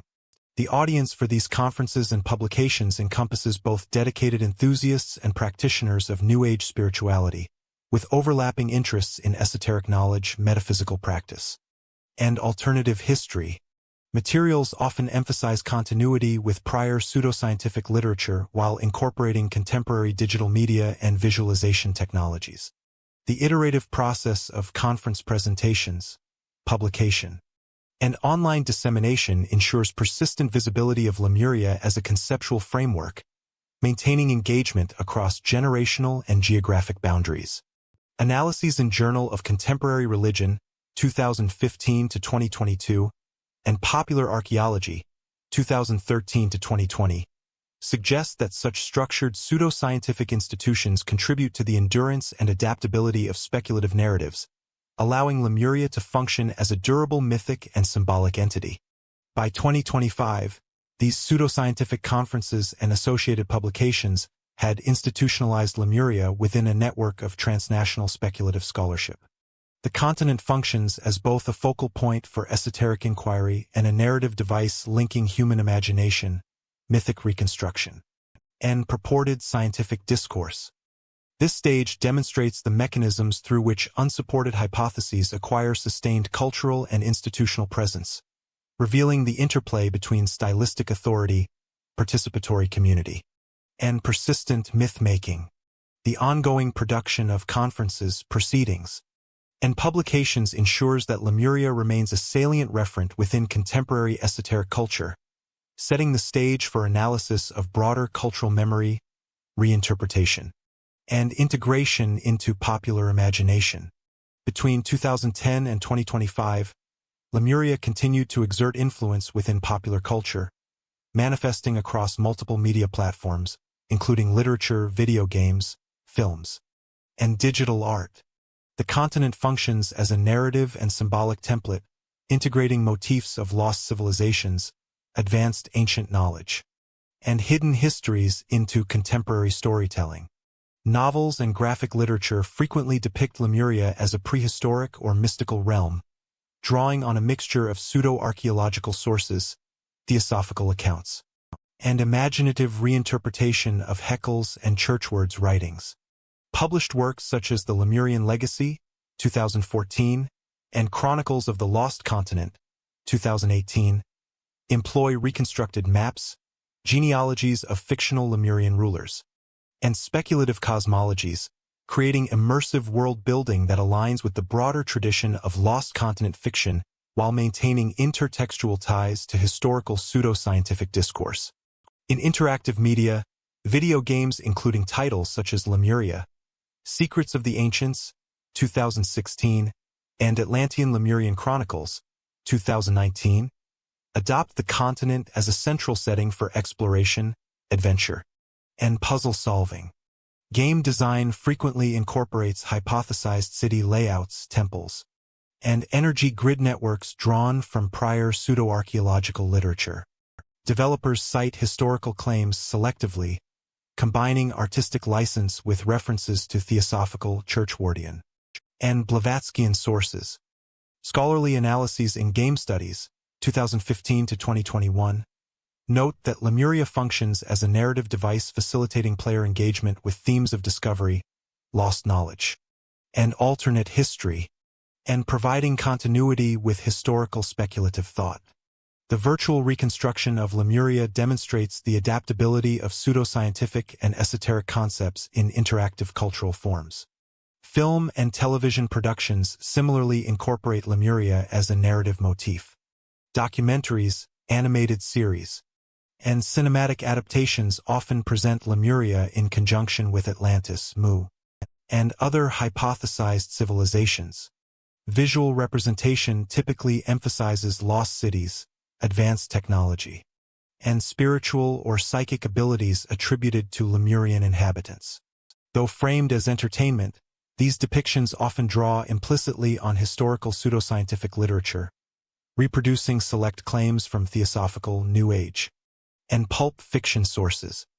Reviews in Journal of Popular Culture, 2012 to 2022, and Film History, 2014 to 2020, observe that such portrayals sustain cultural memory by embedding the continent into widely consumed media, thereby reinforcing its mythic and symbolic presence across audiences who may lack familiarity with its scientific discreditation. Anthropologists and cultural historians examine Lemuria as an enduring cognitive and cultural artifact, reflecting human fascination with hidden worlds, ancient wisdom, and narrative continuity. Studies in History and Anthropology, 2015 to 2021, note that Lemuria functions as a flexible mythic template, accommodating themes of civilization decline, spiritual advancement, and exploration. Its persistence demonstrates the interplay between empirical refutation and narrative resonance. Despite conclusive geological and genetic evidence against its existence, Lemuria continues to occupy a coherent conceptual space within global imagination. Comparative studies of mythic geography illustrate that Lemuria shares characteristics with Atlantis, Hyperborea, and other lost world narratives, functioning as a heuristic for exploring anxieties, aspirations, and collective cultural memory across temporal and spatial contexts. Visual arts, including digital illustration, conceptual design, and graphic novels, further reinforce the continent's mythic presence. Artists frequently depict Lemurian architecture, landscapes, and inhabitants with reference to prior pseudoscientific and literary sources, maintaining stylistic consistency across mediums. Exhibitions, online galleries, and social media dissemination extend audience engagement, creating participatory interpretive communities. Scholarly work in Visual Anthropology Review, 2016 to 2022, notes that these representations contribute to the codification of Lemuria as a mythic archetype, illustrating the mechanisms through which cultural memory preserves and adapts speculative historical narratives over time. By 2025, Lemuria exists primarily as a symbolic and cultural entity rather than a geological or historical reality. Its representation across literature, games, films, and visual media demonstrates how discredited scientific hypotheses can acquire persistent mythic authority, shaping collective imagination and providing narrative continuity. Analysis of these cultural phenomena highlights the dynamics of mythic resilience, illustrating how narrative coherence, aesthetic reproduction, and participatory engagement sustain the continent's presence in human consciousness. The interplay of historical pseudoscientific discourse, digital media, and creative interpretation ensures that Lemuria continues to function as a template for lost world narratives, speculative history, and imaginative exploration. The examination of Lemuria in contemporary media completes the narrative of its transformation from hypothesized landmass to enduring cultural symbol. The continent's trajectory demonstrates a consistent pattern: initial scientific proposal, integration into anthropological and paleontological debate, esoteric reinterpretation, pseudoscientific institutionalization, and finally, persistent presence in global imagination. This pattern establishes the basis for the concluding synthesis in Chapter 10, which integrates scientific, cultural, and mythic perspectives into a comprehensive chronology of Lemuria's conceptual evolution. The trajectory of Lemuria, from its initial proposal in the 19th century to its definitive refutation by the late 20th and early 21st centuries, provides a case study in the evolution of scientific thought and methodological rigor. Ernst Haeckel's Naderliche Schöpfungsgeschichte 1868 introduced Lemuria as a hypothetical land bridge to account for disjunct biogeographical patterns, linking fossil evidence from Madagascar, India, and Africa to the dispersal of lemurs and early humans. While innovative within the framework of evolutionary theory and early paleogeography, Haeckel's model relied on inferential reasoning and incomplete data, illustrating the provisional nature of scientific hypotheses during periods of limited empirical information.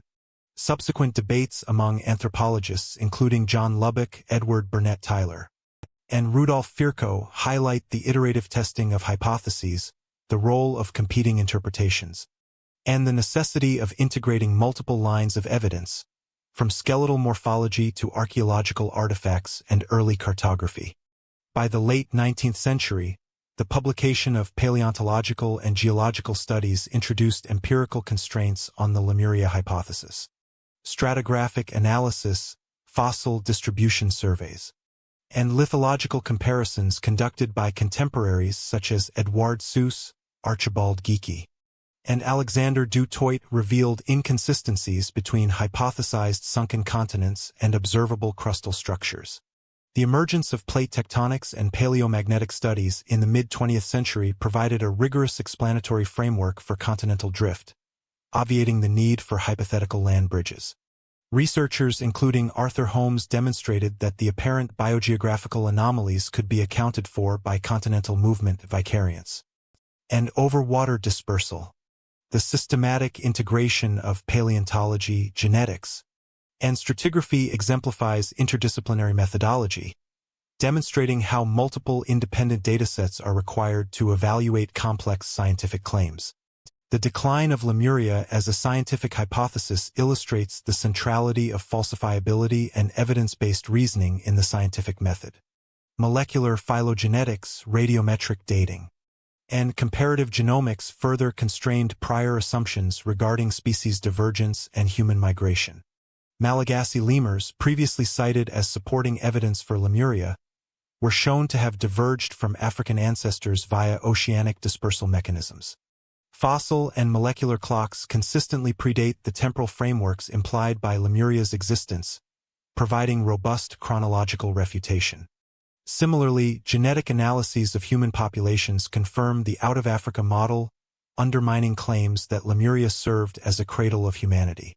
The convergence of geological, paleontological, and genetic evidence underscores the principle that scientific theories must adapt to accommodate new, high-resolution data or be rejected when predictions are empirically invalidated.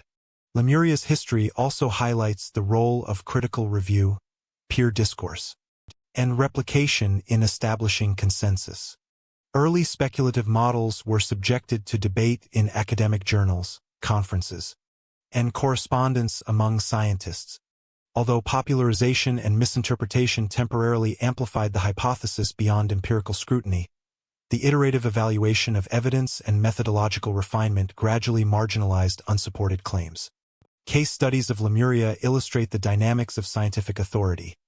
Hypotheses initially granted provisional acceptance based on incomplete data may persist culturally but are ultimately constrained by reproducibility, measurement, and predictive accuracy. The scientific life cycle observed in the Lemuria debate demonstrates the temporal nature of provisional theories and the mechanisms by which empirical falsification operates in practice. Moreover, the Lemuria episode emphasizes the importance of interdisciplinary integration.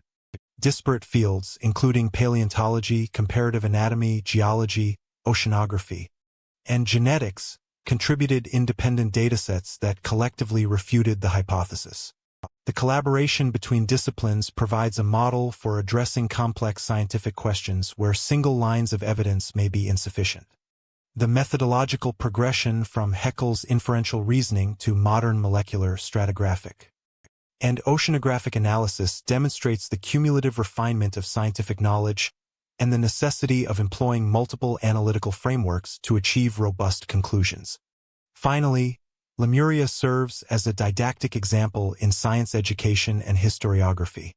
Its rise and fall exemplify key concepts in the philosophy of science, including hypothesis formation, the role of conjecture, empirical testing, and the self-correcting nature of scientific inquiry. By tracing the historical progression of evidence accumulation, debate, and eventual consensus, students and scholars can observe the mechanisms through which science maintains credibility, mitigates error, and incorporates new methodologies.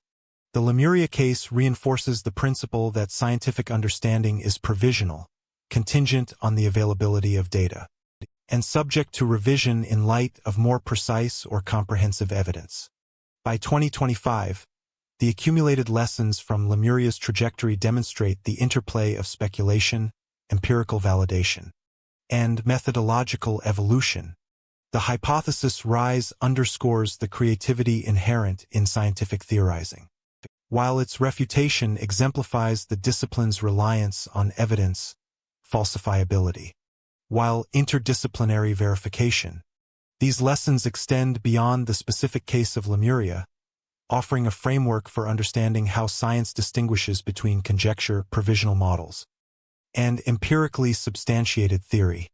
Consequently, Lemuria remains a relevant pedagogical and historical example, illustrating the self-correcting mechanisms of scientific inquiry, the cumulative nature of empirical knowledge, and the necessity of rigorous methodological standards in evaluating complex claims.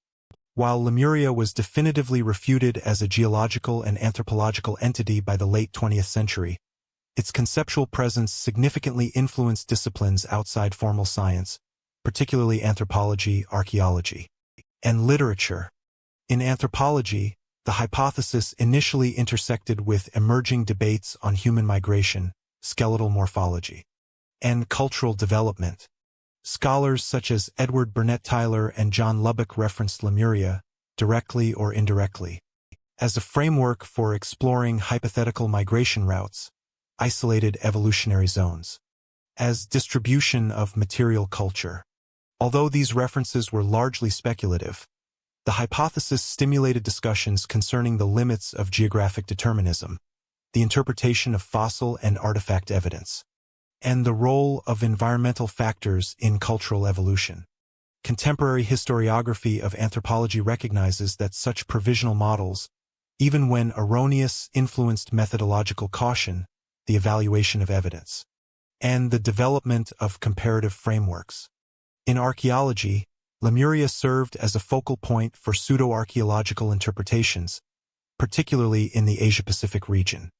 Misattributed megalithic structures, submerged ruins, and fossil deposits were occasionally presented in early 20th century literature as evidence of Lemurian civilization. Scholars including Godfrey Higgins and C.W. Leadbeater elaborated on these claims in theosophical and occult writings, producing reconstructions of cities' social hierarchies and technological capacities. While mainstream archaeology systematically debunked these interpretations, the persistence of Lemuria in popular archaeological discourse illustrates the interplay between speculative reasoning, misinterpretation of empirical data, and the narrative needs of public engagement. Studies in Journal of Archaeological Method and Theory, 1995 to 2015, document the enduring influence of pseudo-archaeological frameworks on public perceptions of prehistoric societies, demonstrating that even discredited hypotheses can shape collective understanding of material culture and historical continuity. Literature represents the most pronounced domain in which Lemuria exerted enduring influence. Beginning with pulp fiction authors in the early 20th century, including H.P. Lovecraft, Edgar Rice Burroughs, and subsequent adventure novelists, Lemuria functioned as a narrative device for exploring lost civilizations, prehistoric humans, and speculative technological or mystical achievements. Novels, comics, and serialized publications employed the continent as a setting, often integrating historical pseudoscientific claims, theosophical ideas, and imaginative extrapolation to construct coherent narrative worlds. Literary scholarship identifies this body of work as a distinct subgenre of lost continent fiction, emphasizing the role of Lemuria as a cultural and narrative template. Analyses in Extrapolation, 1990 to 2020, note that these literary constructions codified iconography, motifs, and tropes, including Lemurian architecture, social hierarchies, and spiritual practices, into collective cultural memory, influencing subsequent creative works in both analog and digital media. The influence of Lemuria also extends to public imagination and pedagogy. Educational outreach, museum exhibits, documentaries, and interactive media, ranging from television programs to online games, regularly depict Lemuria in contexts blending adventure, speculative history, and metaphysical narrative. Although these presentations often acknowledge scientific refutation, they continue to shape popular understanding of prehistory, serving as heuristic devices for conceptualizing ancient civilizations, human origins, and lost knowledge. The persistence of Lemuria in cultural imagination illustrates how speculative hypotheses, once widely circulated, can acquire symbolic and narrative authority independent of empirical validation. Furthermore, the transdisciplinary influence of Lemuria demonstrates mechanisms of idea propagation and adaptation. Anthropologists, archaeologists, writers, and media producers selectively appropriated aspects of the hypothesis, geographical speculation, cultural reconstruction, spiritual frameworks, and integrated them into distinct disciplinary and creative contexts. This selective transmission facilitated continuity across temporal and disciplinary boundaries, allowing Lemuria to function simultaneously as a pedagogical illustration, narrative device, and mythic construct. Scholarly work in cultural anthropology, 2010 to 2022, emphasizes the interplay between historical pseudoscience, imaginative reconstruction, and cultural reception, noting that Lemuria's endurance in discourse reflects broader patterns of knowledge circulation, myth-making, and interpretive flexibility. By the early 21st century, Lemuria's indirect impact on intellectual history is evident across multiple domains. In anthropology, it prompted methodological reflection and comparative analysis. In archaeology, it highlighted the consequences of misinterpretation and pseudo-archaeological reasoning. And in literature, it established enduring narrative templates that continue to inform creative media. Despite its empirical invalidity, Lemuria exemplifies the capacity of speculative hypotheses to shape intellectual, cultural, and imaginative landscapes. Its role in bridging scientific discourse, pseudoscientific speculation, and literary imagination underscores the multi-layered influence of conceptual frameworks that persist beyond direct evidential support. Through this lens, Lemuria functions as both a cautionary and illustrative case. It underscores the potential for scientific hypotheses to influence culture and literature even when refuted. And it demonstrates the mechanisms through which ideas propagate across disciplines, media, and audiences. The examination of Lemuria's impact across anthropology, archaeology, and literature provides a comprehensive understanding of its cultural and intellectual legacy, illustrating that the influence of a concept can persist in narrative, symbolic, and methodological forms long after its empirical basis is invalidated. The historical trajectory of Lemuria demonstrates the mechanisms through which scientific hypotheses evolve into enduring cultural and mythic constructs. Initially proposed by Ernst Haeckel in 1868 to account for disjunct biogeographical patterns, Lemuria was systematically examined, debated, and ultimately refuted by advances in geology, paleontology, genetics, and oceanography. Despite empirical disconfirmation, the concept persisted in esoteric thought, speculative anthropology, pseudo-archaeology, literature, and popular media, illustrating the capacity of ideas to traverse disciplinary boundaries and media platforms independent of factual validation. The case of Lemuria underscores the interplay between provisional scientific reasoning, imaginative reconstruction, and the social transmission of knowledge, offering a framework for understanding how concepts can be institutionalized and culturally embedded even in the absence of empirical support. Across successive periods, Lemuria's propagation followed identifiable patterns. In scientific discourse, the hypothesis stimulated debate, methodological reflection, and interdisciplinary integration, exemplifying the self-correcting mechanisms of empirical inquiry. In esoteric and occult frameworks, Theosophical and New Age authors appropriated and transformed the idea, situating it within cosmologies of spiritual evolution and psychic practice. In literature, film, gaming, and digital media, Lemuria functioned as a narrative template for lost civilizations, advanced ancient knowledge, and speculative prehistory. Across these contexts, selective appropriation of historical references, pseudo-archaeological claims, and imaginative reconstructions enabled the idea to persist and adapt to new audiences, technological platforms, and cultural priorities. The persistence of Lemuria highlights the role of communication, visualization, and community in sustaining concepts beyond their empirical plausibility. Illustrated maps, reconstructed city plans, and speculative genealogies provided tangible frameworks that allowed authors, educators, and enthusiasts to engage with the concept in concrete ways. Conferences, journals, online forums, and social media communities institutionalized discourse around Lemuria, creating feedback loops that reinforce belief, shared interpretive strategies, and validated experiential accounts. The integration of interactive and participatory media in the 21st century further amplified its visibility, demonstrating how ideas propagate effectively when adapted to contemporary technological and social infrastructures. From a historiographical perspective, Lemuria illustrates the multidimensional nature of cultural memory. This trajectory emphasizes that myths, speculative hypotheses, and disproven scientific models can persist as cognitive and cultural artifacts, influencing pedagogy, imagination, and public understanding. The concept functions as a lens through which human curiosity, narrative structuring, and the desire for coherence in explaining the past can be examined.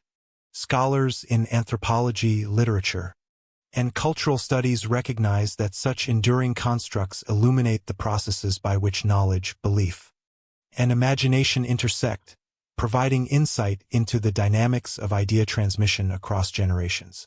In conclusion, Lemuria persists not as a physical landmass but as an enduring intellectual and cultural phenomenon. Its history demonstrates the interaction of empirical investigation, imaginative reconstruction, and social dissemination, providing a model for understanding how ideas evolve, adapt, and maintain relevance in multiple contexts. The continent's trajectory highlights the importance of critical evaluation, interdisciplinary engagement, and methodological rigor in science, and simultaneously illustrating how narrative frameworks, symbolic representation, and community participation ensure the longevity of concepts in human consciousness. As a case study, Lemuria offers a comprehensive example of the propagation of ideas, the persistence of myth, and the enduring influence of speculative thought on cultural and educational landscapes. Viewers are encouraged to explore the interplay of evidence, speculation, and cultural interpretation in shaping our understanding of history. Further reading, research, and critical inquiry into the evolution of scientific ideas, myth, and cultural memory can deepen appreciation for how knowledge develops across disciplines and generations. For continued exploration of historical, anthropological, and cultural case studies, please subscribe and access additional resources in the accompanying materials.